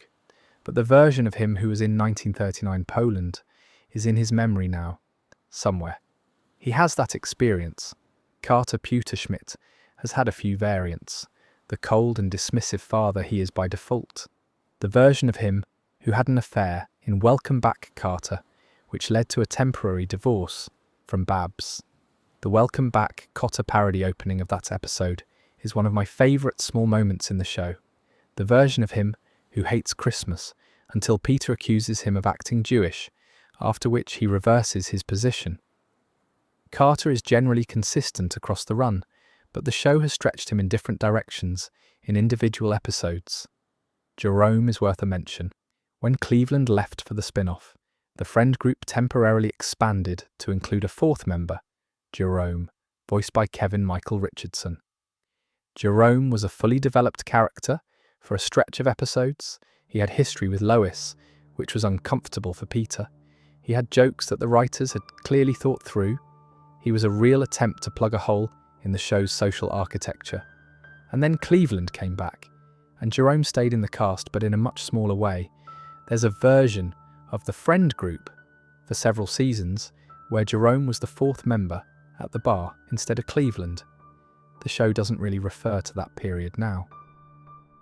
Bonnie Swanson, voiced by Jennifer Tilly, has had the version of her in Paris considering an affair, the version of her dealing with Joe's quadriplegia, the version of her who briefly had a son thought dead in Iraq. She's been quieter than most of the others, but she's been there. There are smaller ones. Tricia Takanawa, the local reporter, has had cutaway versions. Joyce Kinney has been recast across her appearances. Consuela, the housekeeper, has been voiced by various actors and rendered in slightly different ways. Adam West's various predecessors and successors, Mayor West's brother, various background Quahog citizens who have, across the show's whole run, accumulated stories the show is mostly not going to revisit. They're all there, in the archive, waiting for episodes that probably won't come. Right, let's bring the family back together in different configurations for one last section before we wrap up. We've gone through the Griffins one at a time, and the friends one at a time, and the supporting cast in a wander. The last thing I want to do is talk about the moments where the show takes the entire family and reimagines all of them at once. There's a different category of alternate version when it's not just one person, it's the whole household, in a different configuration, in a different universe, with a different premise. The show has done this more times than you might expect. The flagship example is Road to the Multiverse, Season 8, Episode 1. We've referenced it a few times already, but let's actually walk through it. Brian and Stewie use a remote control that lets them hop between alternate universes. They visit the Disney universe, where the entire animation style changes. Every character moves like a Disney princess film, and the Griffins are rendered in the lush style of mid-century animation. They visit the Flintstones universe, where everything is prehistoric and run on dinosaur-powered appliances. They visit a Japanese universe in which the show is rendered as anime. They visit a universe where Christianity never existed and the Dark Ages never happened, which means scientific advancement is 1,000 years ahead of ours, and Meg, as we mentioned, is genuinely beautiful. They visit a universe where everybody needs to defecate at the same exact instant. They visit a universe with two-headed bipolar people. They visit Quahog during the Ice Age. They visit a universe where the show is rendered as robot chicken stop motion. They visit a universe inhabited only by a man in the distance who gives out compliments, and several others. The episode is essentially a tour through alternate animation styles applied to the same household. In each of these universes, there's a Griffin family. Disney Peter exists. Flintstones Peter exists. Japanese anime Peter exists. They're not just the show's regular cast in costumes, they're rendered to fit each universe with the appropriate art and tone and physics. And by the show's own multiverse logic, all of these versions are equally real. They're all out there, in their respective universes, doing their thing. The show has, in a single episode, multiplied the cast by something like 10 times. The Dog Rules Humans universe is the one Brian and Stewie get stuck in for the bulk of the episode. The Griffin family is comprised of dog versions of everyone. Dog Peter is the head of the household. Dog Lois is the wife. Dog Stewie is a fellow baby genius, who, as we mentioned, has his own multiverse remote. There's a human Brian, who's their pet, and who eventually escapes to our universe and is hit by a car. Each of these dog griffins is a fully alternate version of the family. They live in a different version of Quahog, with different rules, and they're going about their lives. Disney's The Reboot, Season 18, Episode 4, is the other big whole family alternate version episode. The premise is that Disney, having just acquired Family Guy through the 20th Century Fox merger, conducts focus groups about how to reboot the show. The episode then runs through several proposed reboots, each of which is a fully reimagined version of the family. We mentioned some of these earlier. Lois, the executive, with Peter as house husband. The supernatural teen drama, The Queue, in which Meg dies and the rest of the cast become Marvel characters. The Chris-Trisha Takanawa marriage version, with Joe sharing their room. The bingeable 5-second per episode version. Each of these is a properly different family. Each of them lasts about 3 minutes of screen time. None of them are real. All of them happened.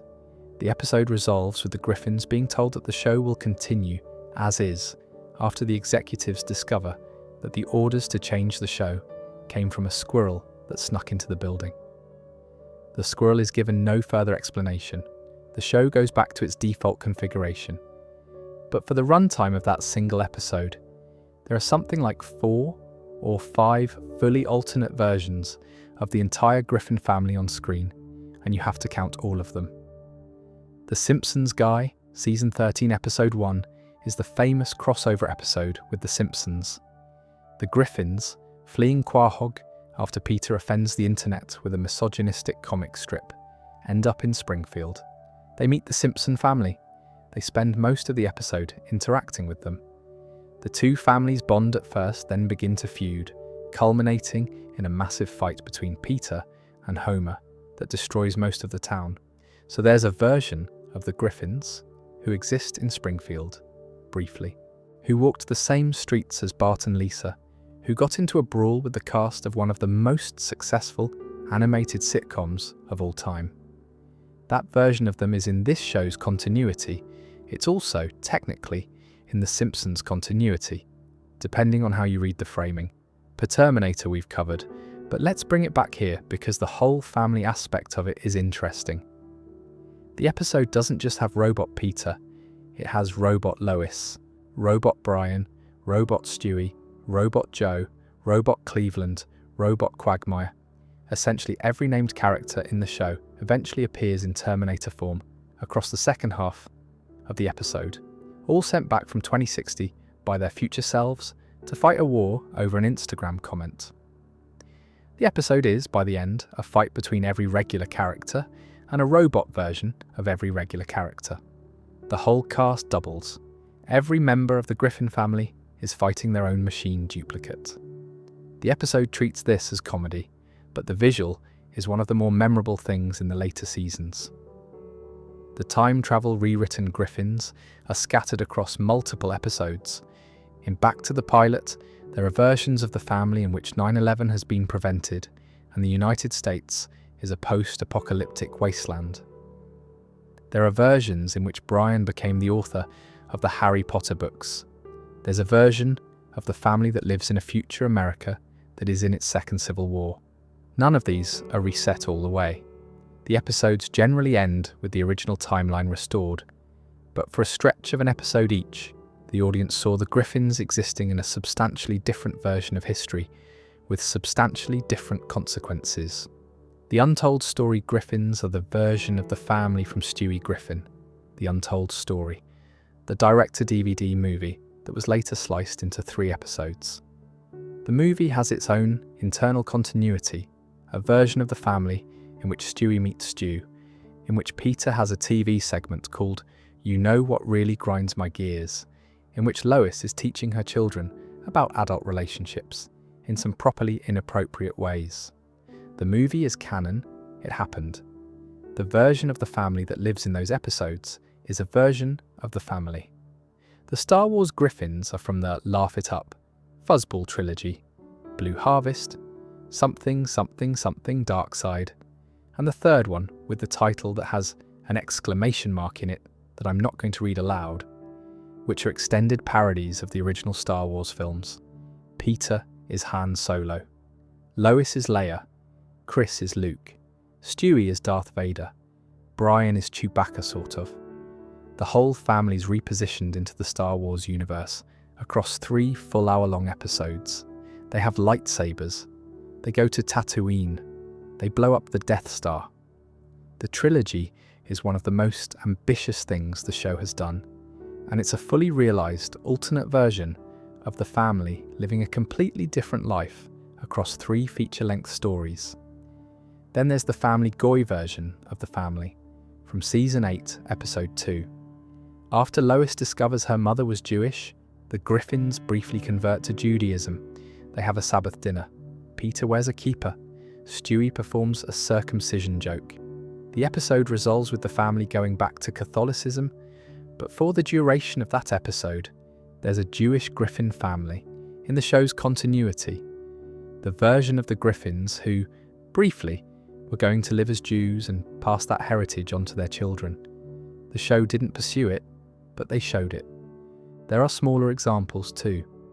The fairy tale Griffins from Grim Job, in which the family's reimagined as the cast of multiple bedtime stories. The Civil War, Griffins from various flashbacks and parodies. The Bumblescum Griffins from when the FBI relocated them to the Deep South. Each of these is a brief alternate version of the entire household, lived through and then dropped. What I find genuinely staggering when I sit with all of this is just how much the show has been willing to imagine its own characters as different people. Most sitcoms keep their cast pretty fixed. Family Guy has spent 25 years saying, what if all of them were dogs? What if Lois ran the company? What if they all lived in 17th century Rhode Island? What if they were robots from the future? What if they were Jedi? And then, having imagined it, the show usually goes back to the default. The default Griffins are still the Griffins, but the alternates are still in there. They've been on screen, they count. Right, let's wind it down. So that's most of it. We've been through a lot tonight. Stewie with no accent, sitting in a therapist's office in his real voice, letting a man die. Stu in his beige cubicle in San Francisco, the version of Stewie who grew up to be sad. Bertram in some other house in Quahog, the brother Stewie has never properly talked about. Brian as a Hummer salesman and a husband. New Brian buried in the backyard. Vinny somewhere in a pet store, never adopted, never alive in this version. Griffin Peterson, exiled to colonial America, founding a town, marrying a woman named Megan and shooting her. Lady Redbush dying in childbirth in a Quahog that didn't exist yet. Peter Hitler, Lois the kidnapper, Meg the surrogate, who briefly held a daughter. The Dutch family who lost Chris. Castaway Quagmire, on his island, talking to a volleyball. Past Life Joe, the octopus. Mike Henry's Cleveland and Arif Zahir's Cleveland. Two voices for the same man. Two mayors of the same town. Two voices for death.